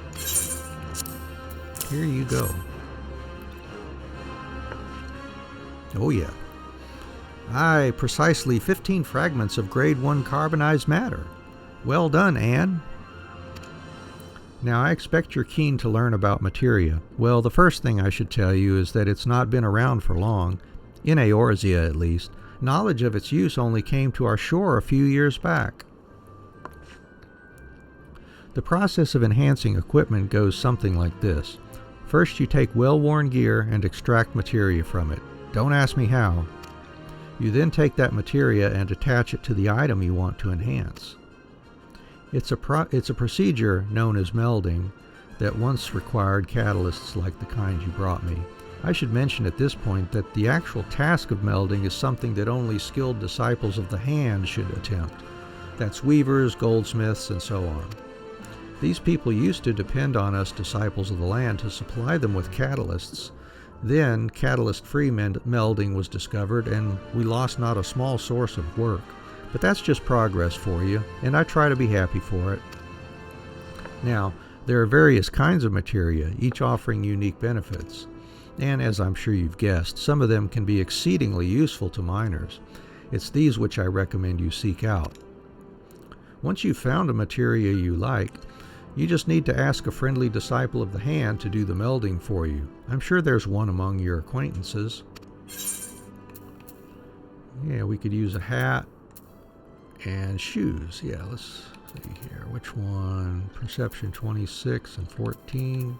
What's the diff? That's a difference of 6, and that one's a difference of 1. Yeah, let's take the hat.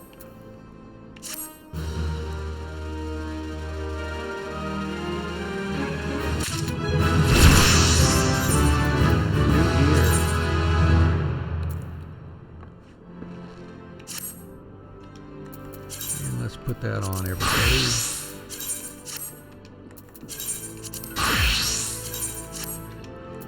Alright, now on to Weaver.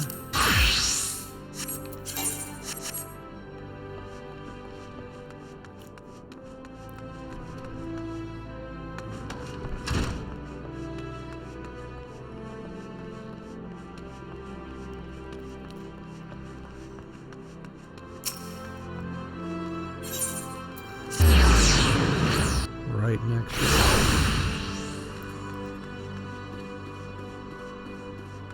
And let's see what Mr. Rose has for us here. Materia concerns. Yep. Your time has come, Anne. Today you will work on behalf of Sunsilk Tapestries. Your client is heir to a vast fortune, a rare sort of individual in this city, I know.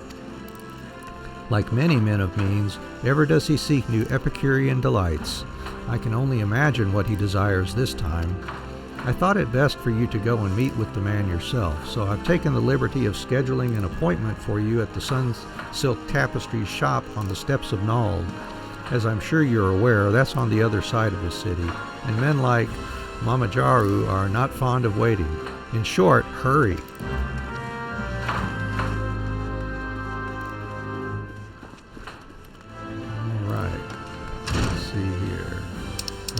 screw is okay, close to the main etherite a bit, looks like.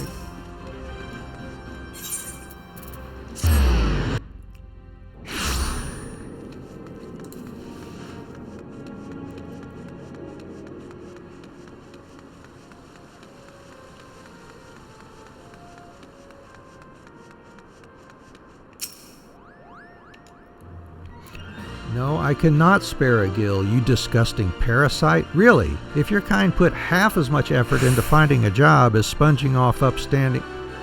Oh, the weaver. 'Twas a reflex. I have had to fend off far too many beggars this day. I should warn you that I have very specific requirements which must needs be fulfilled to the letter. I but recently discovered that I possess a prodigious talent for the gladiatorial arts, and am reliably informed that only the most expertly crafted equipment will allow me to realize my full potential. I want a cotton acton, but not just any. It must be enhanced with materia. The ordinary kind is fit to be worn only by peasants. Understood? Good. Now then, I believe you have a job to do. Speak with Redolent Rose.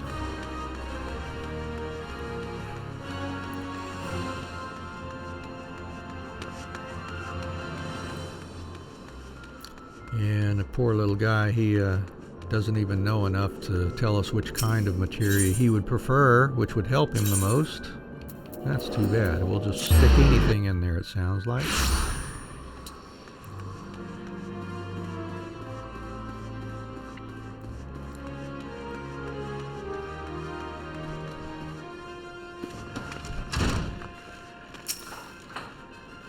Back so soon. Tell me, what would our esteemed client have you make for him? I see. When did materia-enhanced garments become essential for gladiators, I wonder? Mayhap the talents of the exceedingly wealthy differ from those of the rest of us. Yes, that must be the way of it. And you say he didn't even bother to specify what type of materia he'd prefer? Feel free to use any kind. I highly doubt he will be able to tell the difference. Yeah, my thoughts exactly. Ah, but a question occurs to me. Are you familiar with materia? If not, consider paying a visit to the bonfire in central Thanalin. A goblin scholar resides there who is well versed in the ways of materia. I, meanwhile, am but a simple weaver, and wholly unversed in the ways of materia, so you can expect no such wisdom from me. Oh, and in case it wasn't obvious, I'm afraid we shan't be able to provide you with all of the necessary materials. I suggest you search the markets, or you could travel all the way to Vilbrand, I suppose. There's no shortage of dodos there. I leave the matter in your capable hands, Anne. Alright, so we gotta make a cotton acton.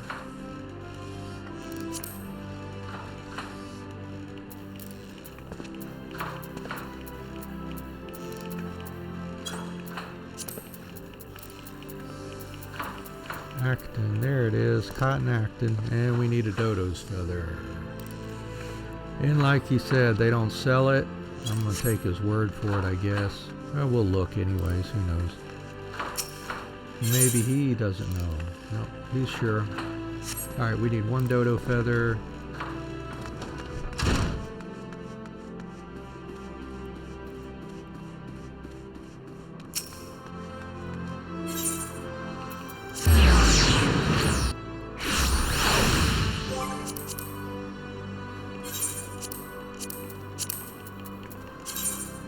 Can't gather that from a tree or anything, it looks like.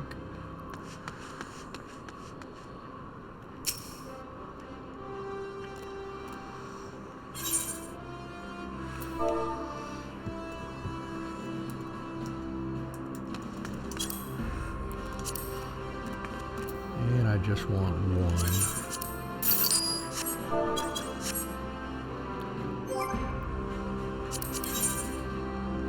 We'll need 2 undyed cotton cloths.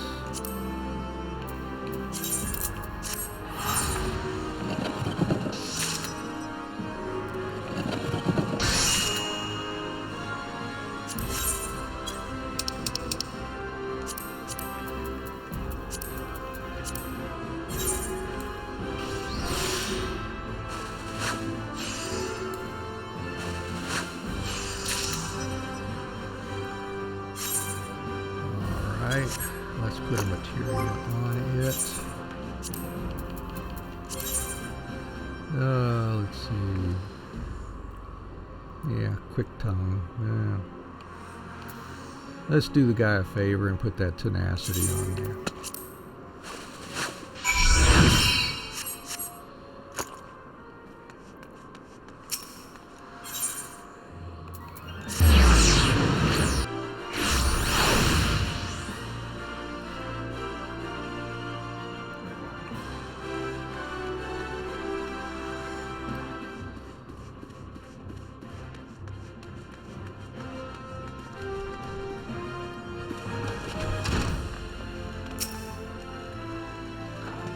Pray do not keep your honored client waiting any longer than necessary for both our sakes.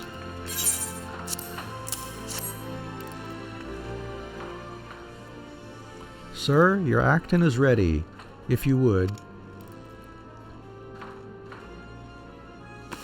Well, it appears to be satisfactory. I only hope it will survive my rigorous training regimen. I shall have one of my manservants deliver the payment on the morrow.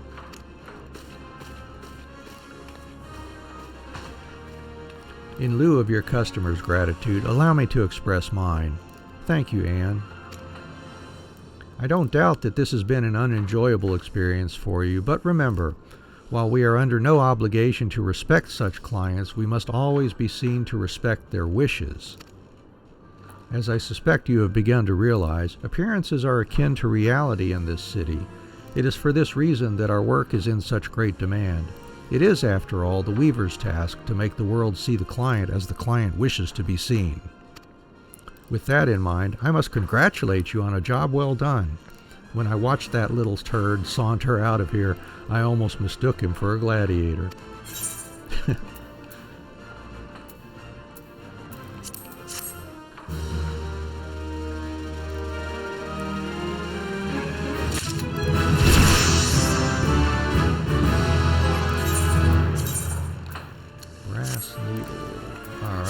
Goldsmith needs just one level.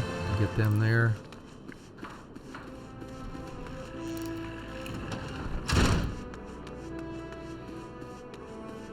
Head on over to the guild there. Just right next door or so, isn't it? Yeah. Not too far. Other side of the Miners Guild. Alright, now, what can we make that might be something we could use? Crow fly. Oh, we could make those if we had some crow feathers. Brass rings of crafting.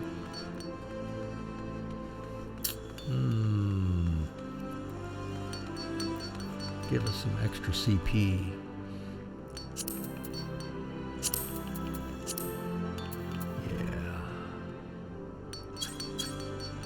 Wait. Ragstone. We have ragstone. Yes, we do. Okay.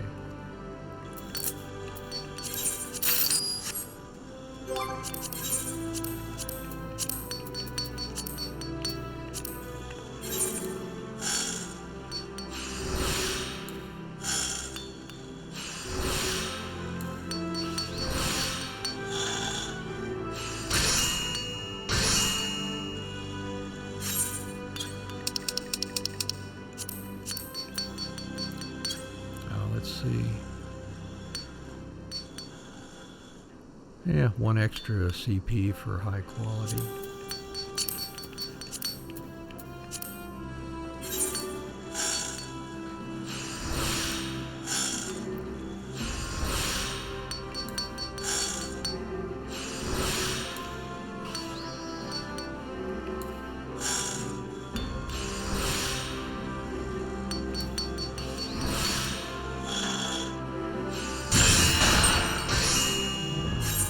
Earrings complete.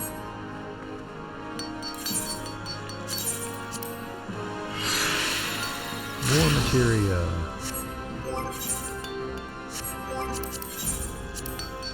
Alright, let's make one of these. See if that should be enough to level us, shouldn't it?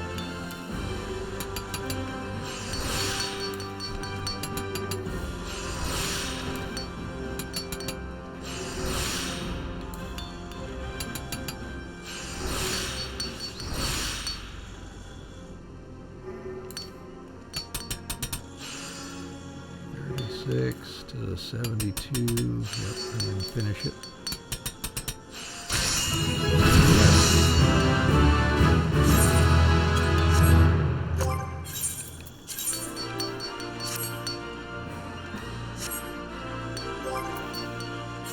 Let's see, let's go ahead and make use of that. There we go, some extra CP.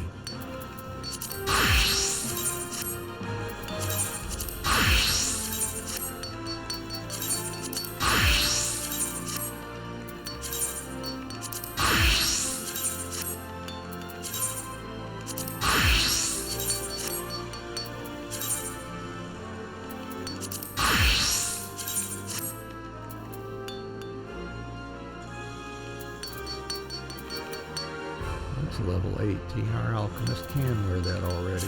Good. Well, yep, there it is. Alright, let's get this one done for Goldsmith now. Serendipity. Melding of the minds. And, oh gods, you should have seen it. It was glorious.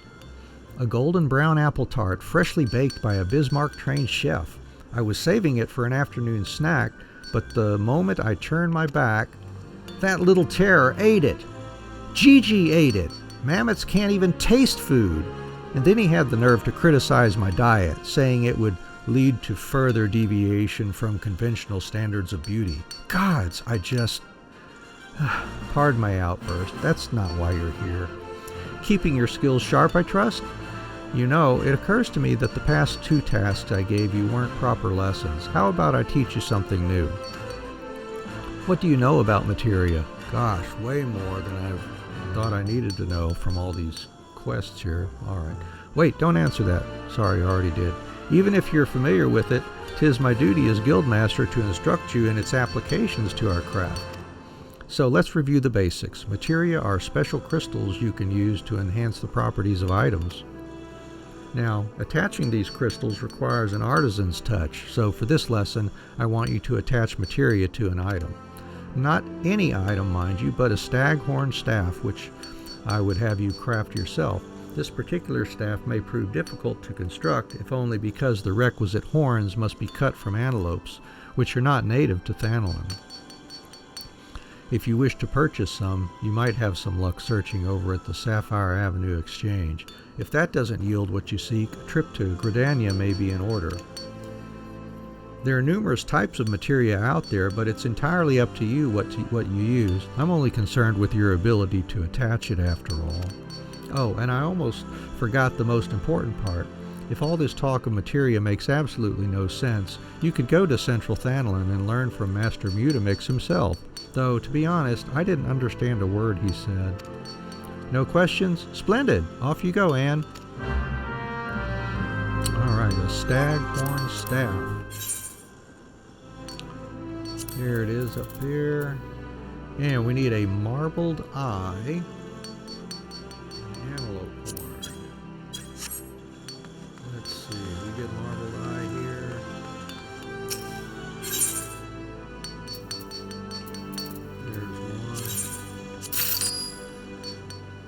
Yeah, but no antelope horns, I wager. Yeah. Alright, we need two antelope horns. Yep. Yep, they don't have them. Let's go get 2 antelope horns.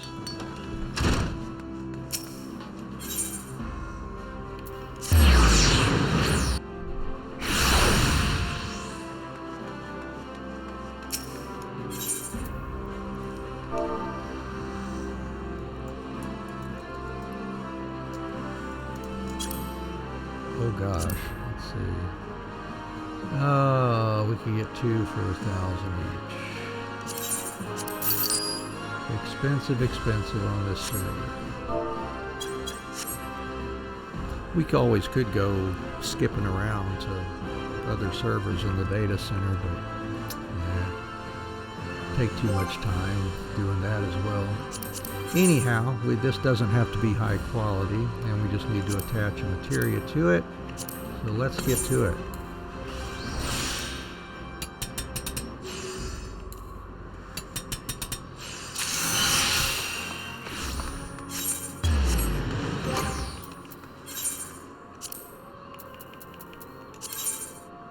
Let's put a quick tongue on it there.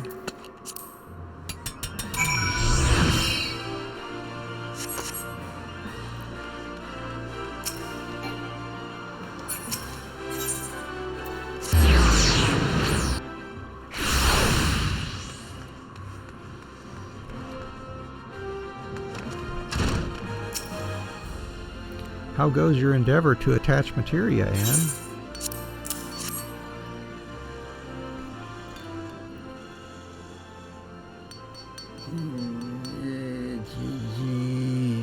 The crystallized essence of past experience, so easily inherited.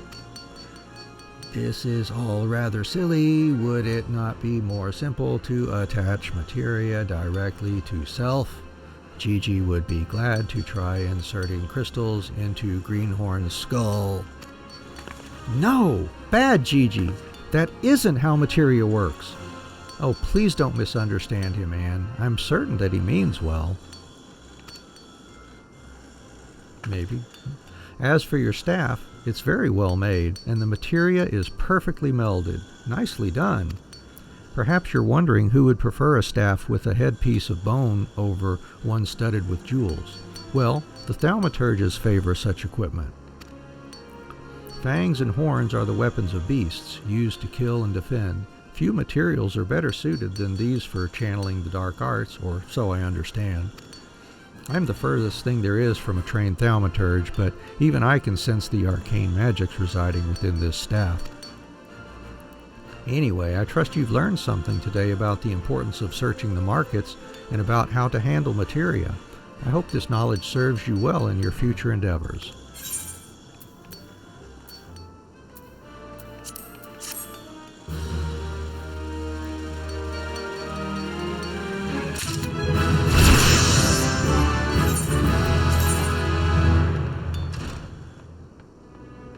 And what, the iron chaser hammer? Oh, it went to my inventory. Oh, my armor chest is full.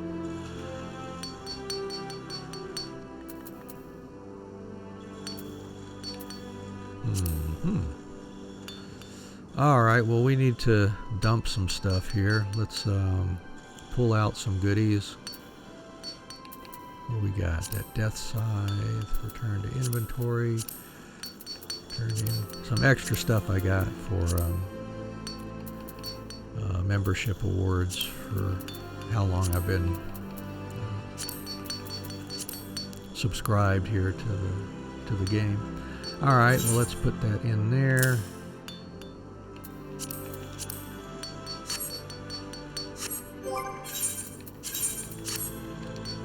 Here we go.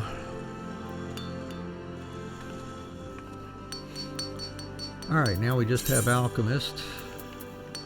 And we'll finally be done with today's task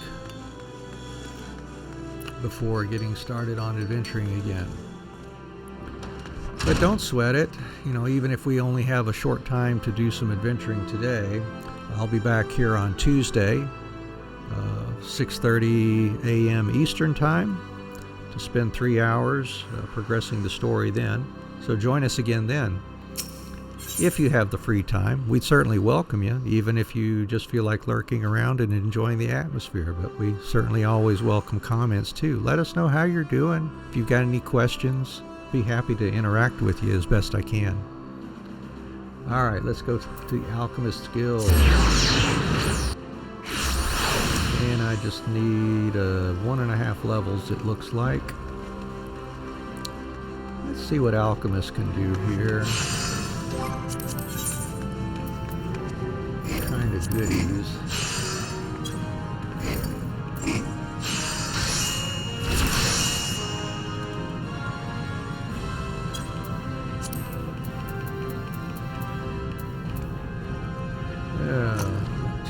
here. Let's see.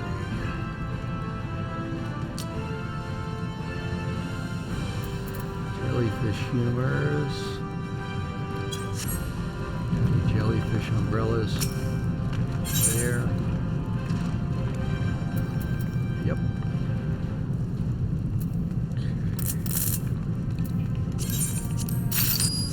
Let's do a few of those.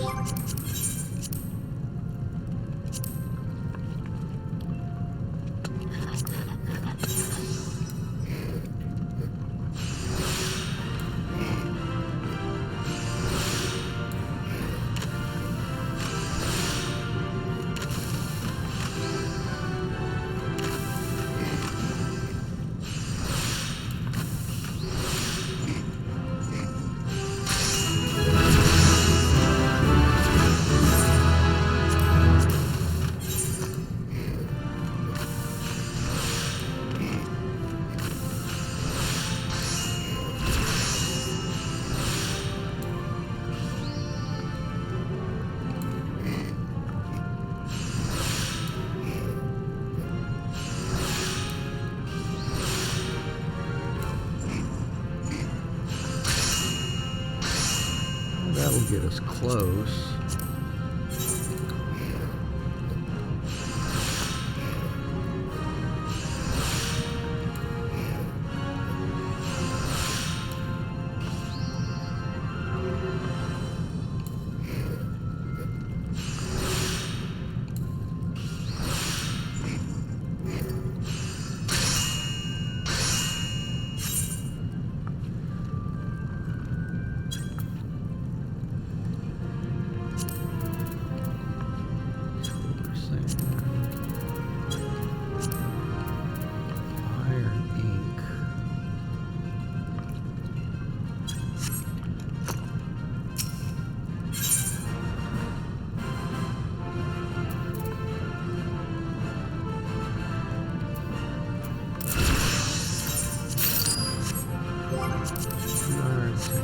Viscous secretions.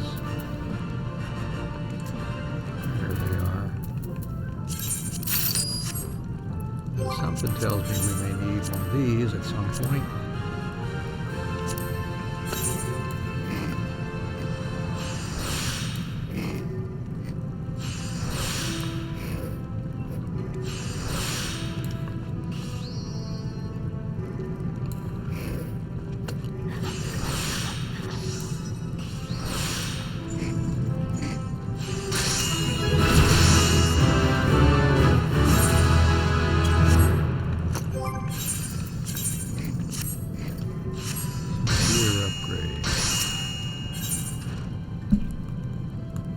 Arcanist's Tome.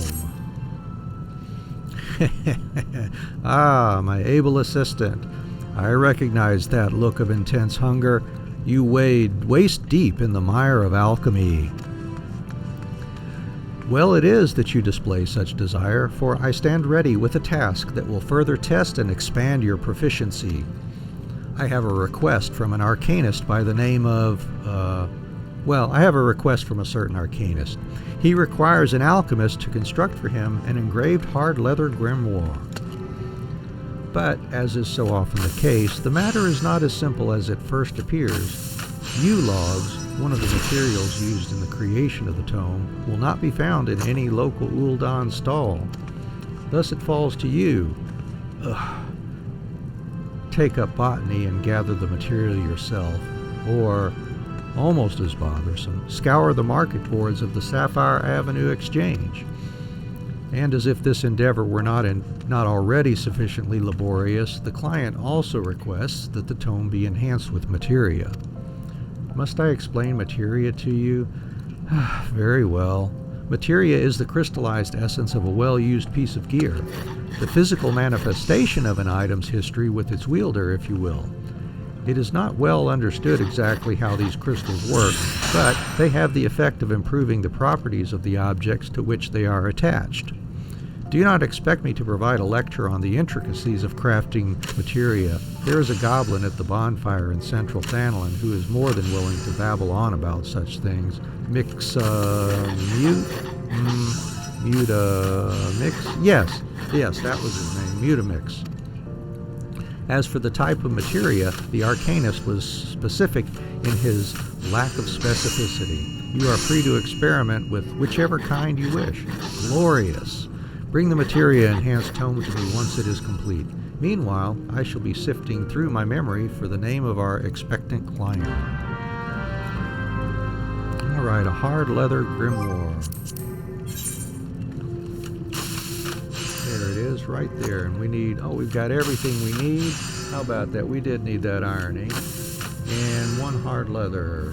I try to keep forgetting, do we have, nope, we don't have the materials for it. So buy a hard leather here, and we're good to go.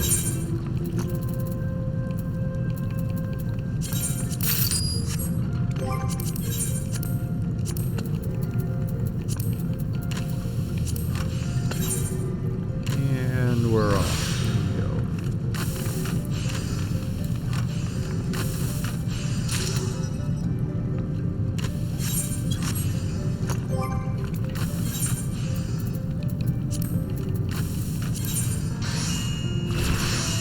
And let's see, let's put that piety materia on there.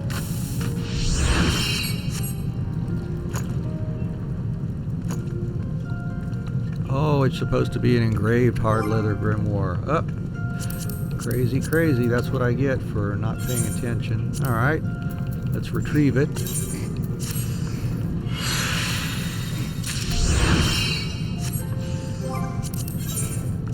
There it is. We'll need that hard leather grimoire, and we need 2 more hard leather and some yew logs. And like he said, he doesn't sell them. We could gather them.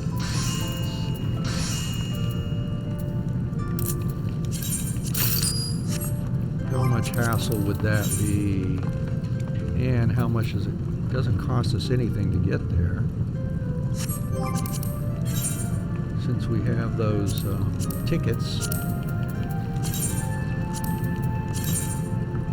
Yeah, we haven't gone there yet. Alright, let's just go to the market board and see if we can get away with buying some for not too expensive.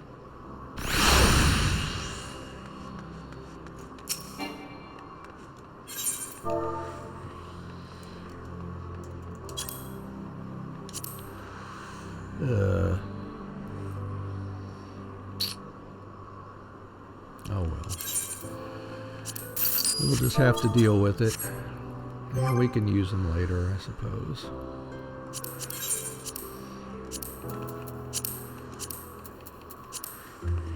And we're off with this one.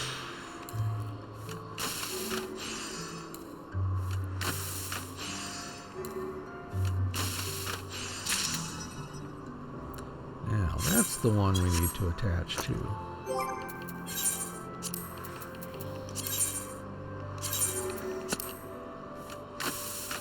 There it is.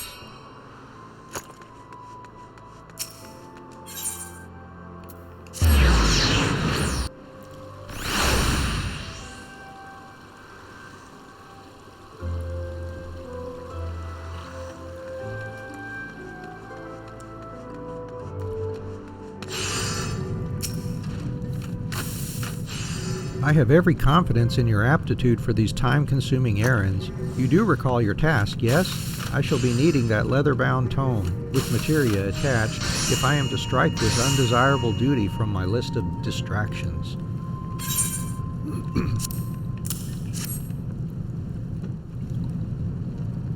Oh, he's not going to do it there. And not a moment too soon. You may see for yourself the Arcanist's reaction to your undoubtedly fine work. I sent word that he should visit the guild forthwith, thus avoiding the tiresome business of delivery. Ah, he's the one. Oh. Great Thaliak, is this masterful creation to be my grimoire? And look, it is bound with materia, just as I asked. Would you expect aught less from the assistant to the guildmaster himself? Now, Arcanist, before you depart, perhaps you might favor the creator of your new tome with an explanation of its nature. The nature of my grimoire? Well, yes, of course. For an arcanist to weave his spells, he must conjure in his mind the image of distinct mystical diagrams known as arcane geometries. These geometries are inscribed upon the pages of a grimoire, such as the one you constructed at my request. The most important aspect of any grimoire is the quality of the ink used to illustrate its pages. Geometries drawn with ink that is especially conducive to the flow of ether allow the arcanist to more effectively channel his magical strength. Thus, when one is in need of a new grimoire, one must turn to an expert in the making of this liquid gold, an alchemist. And, Thaliak be praised, I was blessed with the attentions of a true artist. Should I ever wish to add or enhance my tome, I know exactly to whom I will turn. Thank you, Master Alchemist. Master Alchemist now, is it? I suppose you must appear so to the uninitiated. Faulty perspective though it may be, it is cause for exaltation. You should cast aside modesty and bask in the glow of your accomplishment, but do not let your ambition wither in the shadow of satisfaction, unless, of course, you wish to remain an assistant forever.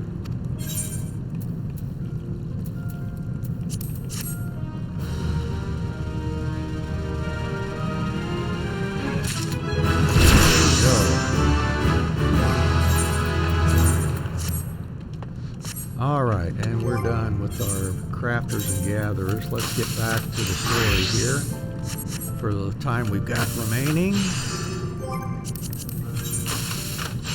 Alright, we were in Verdania to start. We need to speak with somebody at the pier.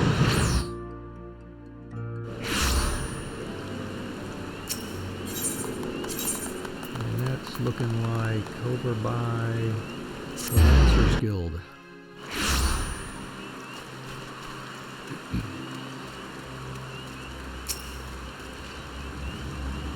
Aye, the ferry docked at the base of this hill will carry you across the lake to the East Shroud. Once you're ashore, head due east and you should find the Hawthorn hut without much trouble.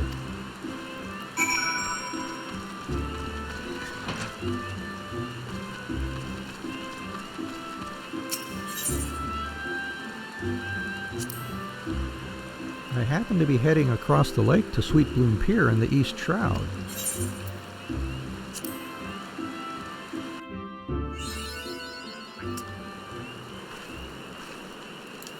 And now we can ride now, since we got our chocobo.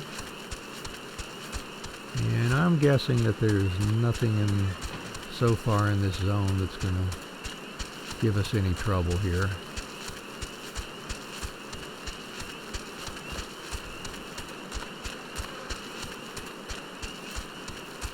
So over-leveled.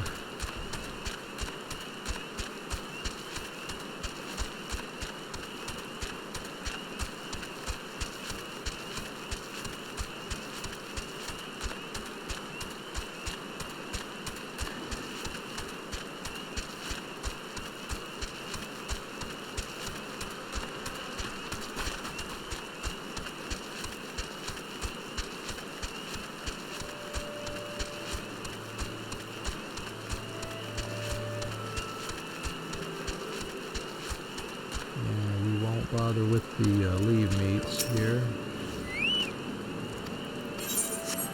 Tag that chocobo keep. And the etherite.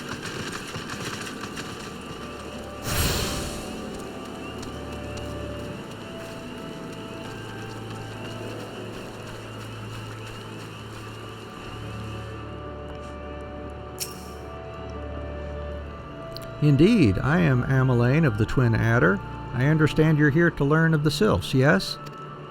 For all their whimsy, they are a wary lot, particularly since the Empire has come to the Shroud. Earn their trust, however, and they're as friendly as any folk. They have their quirks, but so do we all, no? Would you know more, you'd do well to speak with the master of this hut, Rolf. He's forgotten more about the Sylphs than I'll ever know.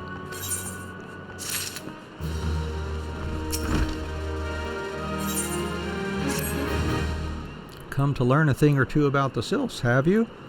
I'll tell you one thing, they're a peculiar folk. How peculiar, you ask? Well, just let me tell you. They're, beg pardon, friend. My memory's just not what it used to be. I've seen much and more in my adventuring days, and it's all a clutter in my noggin now. Though I've shared my stories with those around the hut before, you might have more luck with them. Okay, let's talk to some other folks here. The Sylphs? Yes, Father's told me his stories plenty of times. What I've always found most captivating is how their concept of etiquette is almost completely alien to our own.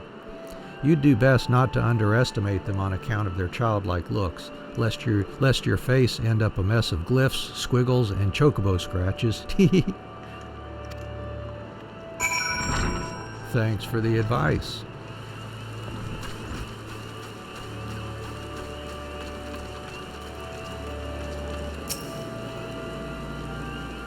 The quickest way to a quiver woman's heart might be through her stomach, but don't even think of trying to foist your foodstuffs on a sylph.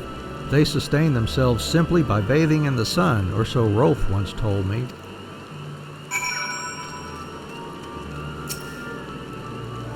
The Sylphs? Inveterate tricksters and troublemakers, that's what they are. One day they're drawing morbol faces on our masks, the next they're sending our young sentries falling to the bottom of a ravine. Tell them to stop and they just laugh at you. Rolf claims they harbor no ill will, but I dare say such pranks are no laughing matter.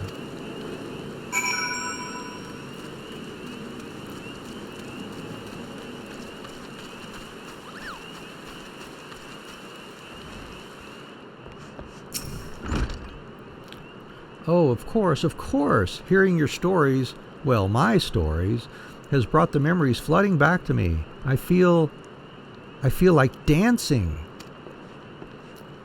Yes, nothing brings people together quite like a little toe tapping. The Sylph told me long ago that dancing is a time-honored greeting among their kind. You'd do well to remember this. It just may help win the favor of our forest friends.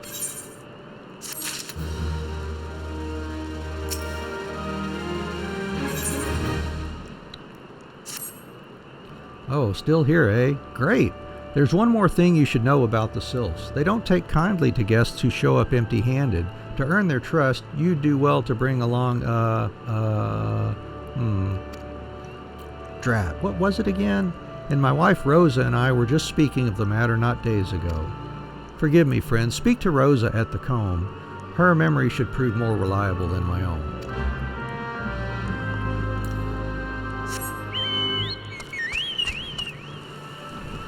Let's go talk to somebody who's not so forgetful.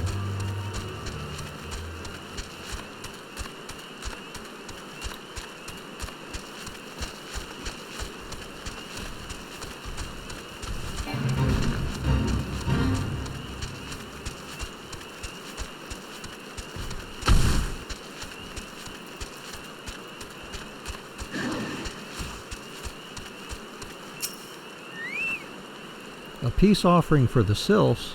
Were it anyone else, I'd recommend a jar of honey, but I fear that wouldn't get you past their front doorstep, dear. No, their tastes run more to the unusual. Are you perchance familiar with milkroot? That's what we call the root of the most fiendish seedkin, the oku. When chewed, it exudes a cloudy liquid that's said to induce curious visions in the imbiber. You'd not catch me dead trying the stuff, but the Sylphs seem to enjoy it to no end. I've not seen an oku around the comb in quite some time, or ochu, I don't know. But I did encounter a suspicious clump of grass the other day. Were you to stimulate it somehow, with some of this amber syrup, for example, you might be surprised at what comes out. Good luck.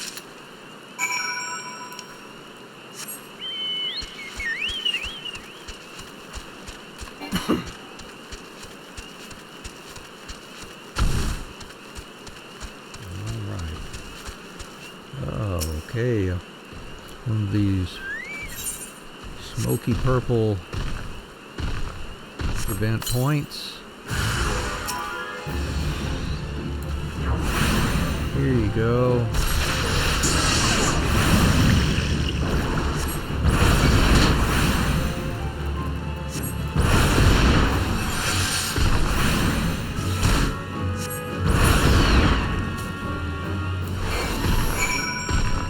Easy peasy. Yeah, we're like 15 levels over him.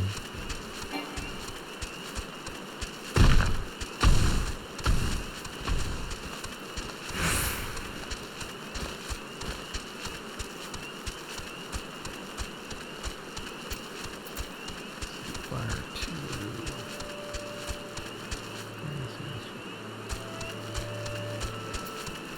That's an expensive spell. That's okay.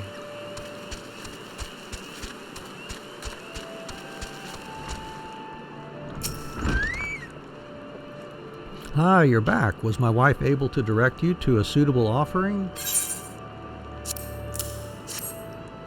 Milkroot, but of course, those sylphs quaff that cloudy stuff as quick as I do a flagon of mead. The effect's just about the same as well. Any road, a gift of milkroot will have the sylphs calling you friend and sister the moment they lay eyes on it. Now let me wrap that up for you. I'm starting to feel a bit woozy.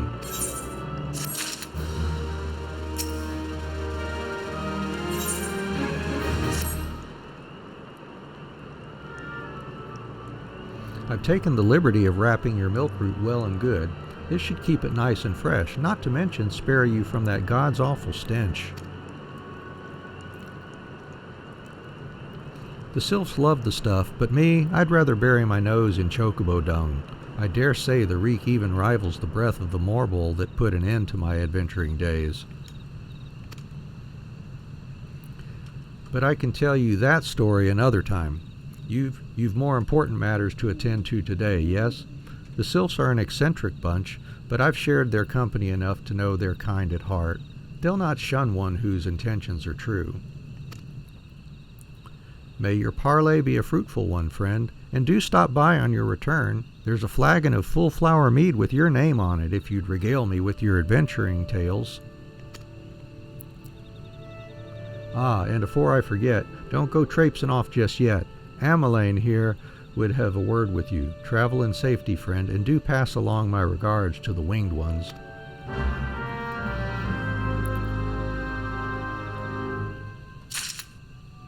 All right, tell me, Ameline. It's good to see your knowledge of Sylphic culture has matured. I see no reason to delay your mission any further. Upon your arrival at Little Solace, seek out a young sylph by the name of Comuxio.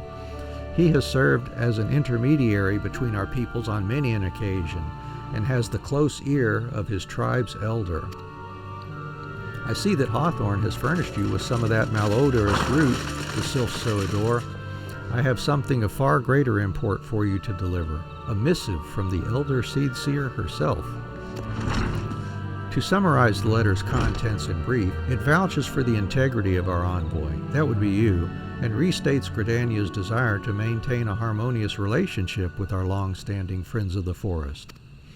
The war with the Ixal has taken a toll on our resources. We can ill afford to get mired in another conflict. I need not impress upon you any further the importance of this mission. May the 12 see you return with good tidings.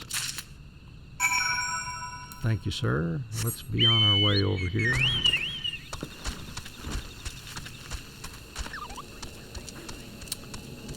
Oh, and there's this other quest for our retainer that we picked up in Gridania as well. Let's go knock that step out while we're here. All right.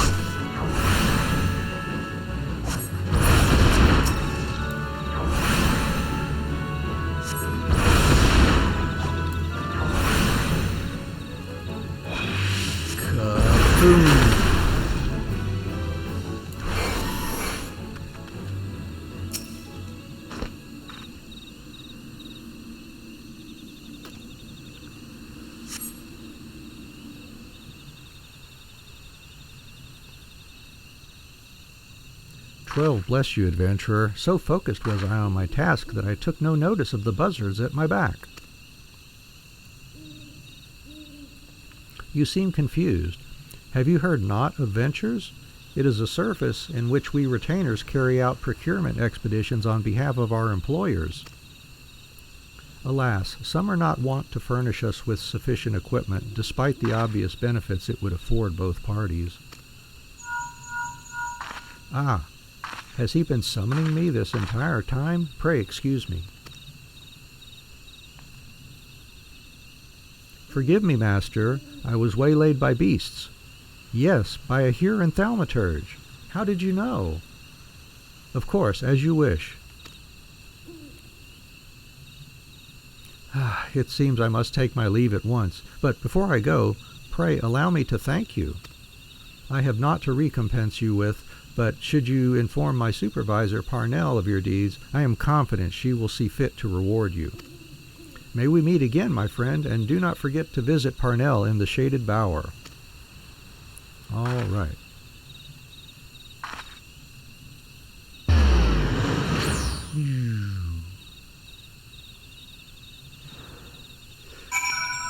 All right, onward. Close that out next time we get to Gridania there.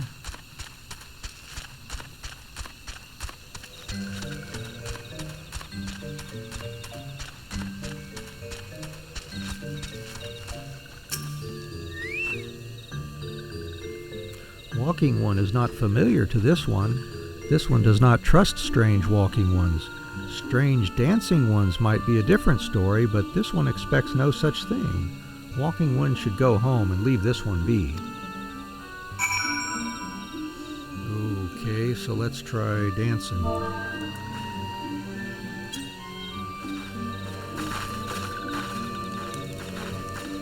Yeah, dancing. This one would welcome walking one who moves like these ones. If walking one would talk to this one will answer. This one is a busy one, so walking one should speak with quick tongue. All right. Walking one would bring gift to this one. Walking one is most kind. Walking one brings milk root. Milk root fills this one with great joy. This one gives thanks. Gives many, many thanks.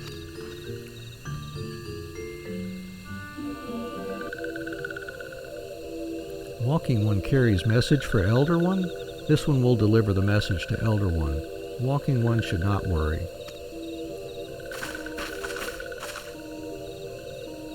Hello there. We're envoys from Gridania, and we're here to treat with your people. Aye, we come to pay our respects to your elder and to learn from him more of your Lord Rama. Who are these ones? These walking ones come from Gridania? Walking one became a dancing one and brought milk root, but walking one tricks this one. This one does not like tricks. This one will speak no more. Elder one is busy. Walking one should go home. Go home, you say? But the Sylphs of Little Solace have always welcomed Gridanian envoys with open wings. The letter carried by Anne here is an oath of peace penned by the Elder Seedseer herself. Still you would refuse us? This one's reasons are no business of walking one's. Elder one has no words for Gridania. Walking ones waste everyone's time. Well, I never. Turned away at the gates. Whatever did we do to deserve such rude welcome? Was Anne's jig insufficiently jiggy? I'm as baffled as you, but something tells me recent events have our erstwhile fluttery friends feeling uncommonly wary. It would seem we've no choice but to ask around and see how we might earn their trust.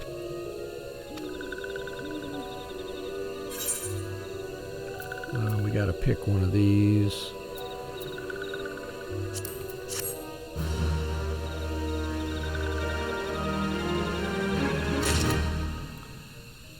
Okay, Ida, what do you think we should do here? Dance, dance, diplomacy. Say, Anne, are you in the mood for dancing? That's right, dancing. You went through all that trouble to learn the Sylphs' traditional greeting, but you've greeted hardly any of them. Why, if I were a sylph, I'd be beside myself with delight to see an adventurer expressing an interest in my culture. Me? Of course I'd be happy to join. Oh, there go those bloody leg cramps of mine acting up again. Yeah, Ida. Alright, let's dance for some sylphs here again.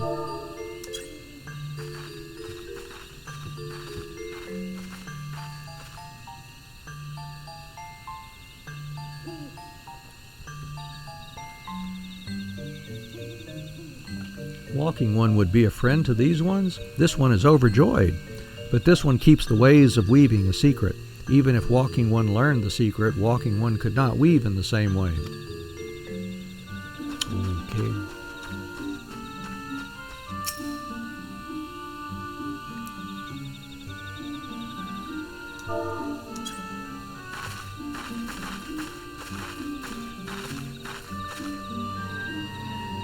Ooh, Walking One knows Jolly Dance. Jolly Dance fills this one with good cheer.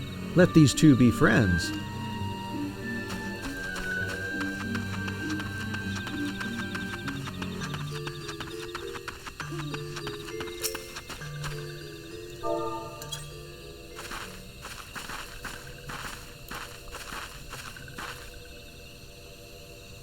Ah, Walking One is a friend to these ones, friendly like gracious Elder One of Forest City, knows how to dance into these ones' hearts.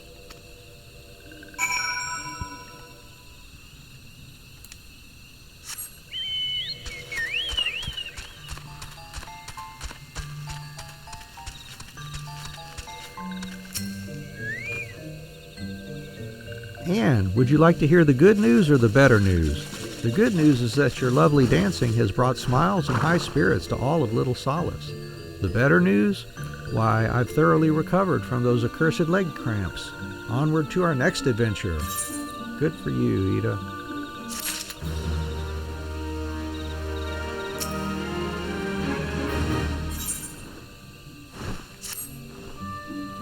Anne, as an adventurer, you're no stranger to helping distressed folk, I'd wager. Tales of good deeds are quick to spread. The adventurer who comes to the aid of the local populace can go from stranger to hero overnight. No doubt you see what I'm getting at. The sylphs who make their home in Little Solace do so having been driven from their woodland home. Surely they have their fair share of troubles. Seek out troubled sylphs and see what might be done to ease their worries. A sound plan, would you not say? That said, the sylphs are not known to share their worries with outsiders. You would be better off inquiring with Hearer Imedia of the Gradanians who reside here. She is most like to be privy to the sylphs' troubles. Alright, Imedia or Imedia. Praise be to the elementals. I cannot express how happy I am to see an adventurer with a truly gentle heart. The sylphs of Little Solace are sorely in need of aid. Pray, hear me out. Being a temporary settlement, Little Solace wants for amenities, not least a stout set of defenses. Consequently, beasts from malms around are free to wander in and terrorize the hapless residents. The Zizgorlins and Gallgnats that roam these parts are especially troublesome, but slaying one of each should serve as a warning to the rest. Furthermore, perhaps you could gather 3 brownie brushes as well. They play an important role in sylphic culture. I do not claim to know the details, and what with such feral beasts prowling the forests, they are not easily come by. When you are done with the deeds, seek out Comuxio. He is slow to warm to outsiders, but your good intentions will not be lost on him. My own experience speaks to this. All right. Let's see here. There's some Zizgorlins. And there's a brownie bush.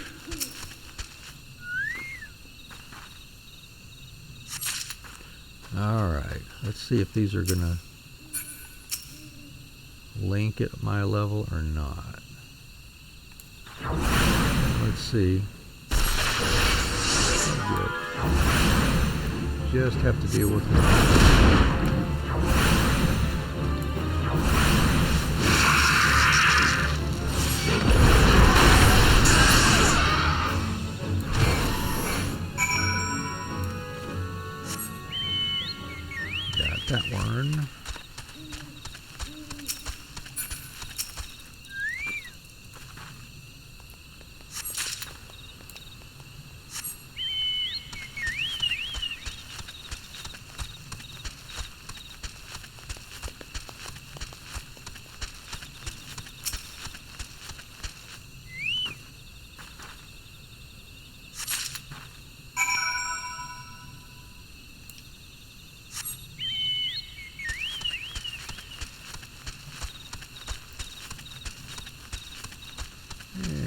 pick one of those.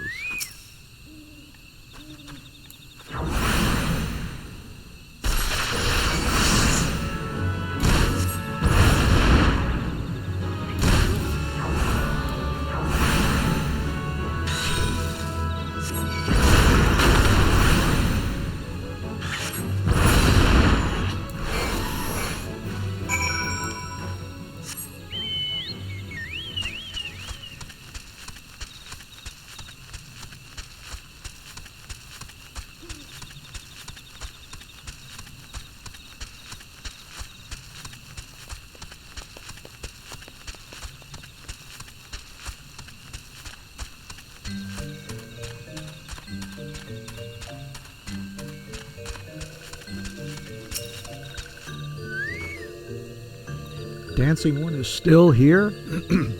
Dancing one can dance all day. This one's trust is not so easily earned. Check this out, bruh. Dancing one brings brownie brushes for this one. This one can dye thread once more. This one is pleased. Dancing one kills bitey buzzy one. This one hates bitey buzzy ones. Dancing one is kind. Too kind. Many walking ones come to these one's abode, but few are friendly like Dancing one. Perhaps this one was wrong not to trust Dancing one after all.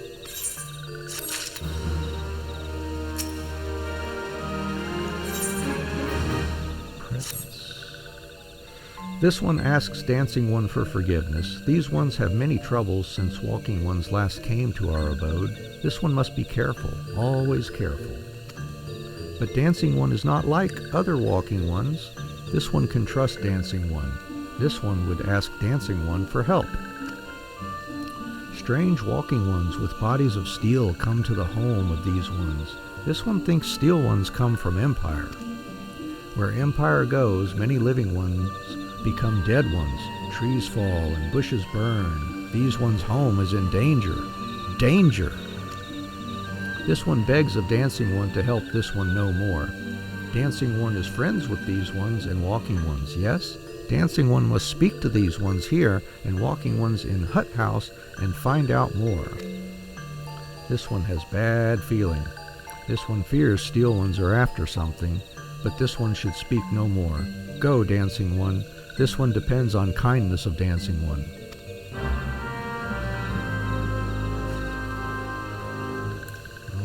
We'll talk to some folks.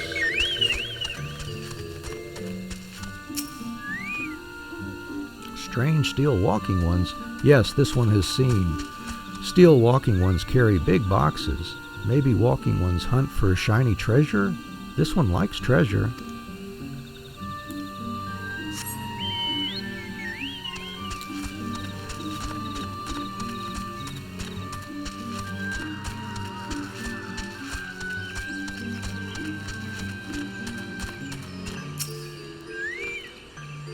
Shush, shush, this one says. Steel walking ones are scary, like touched ones. This one hates scary, and scary ones have scary friends.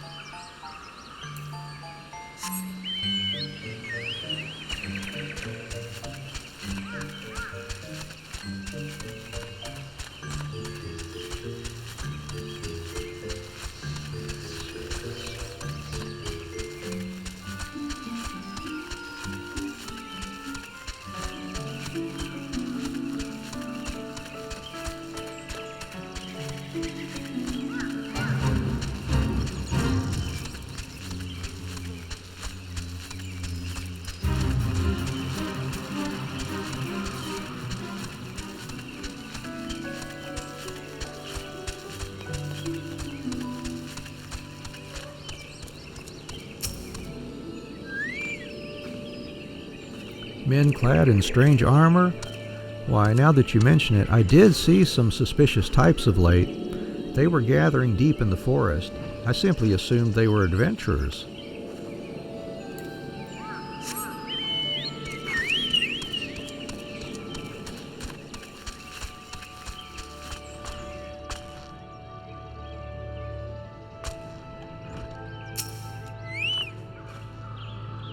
Fearsome types clad head to toe in steel, you say.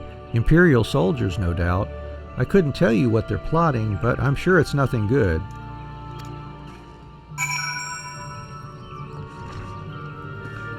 And we will stop here for today.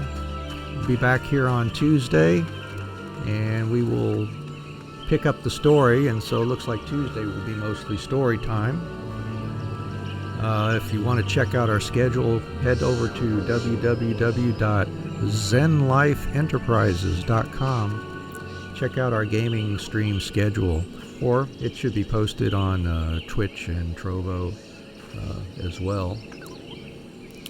So take a look there, and come back and see us on Tuesday if you're able to. We really appreciate having you around, and hope you continue to have a great morning, afternoon, evening, wherever you are. Take care of yourself today. Bye-bye.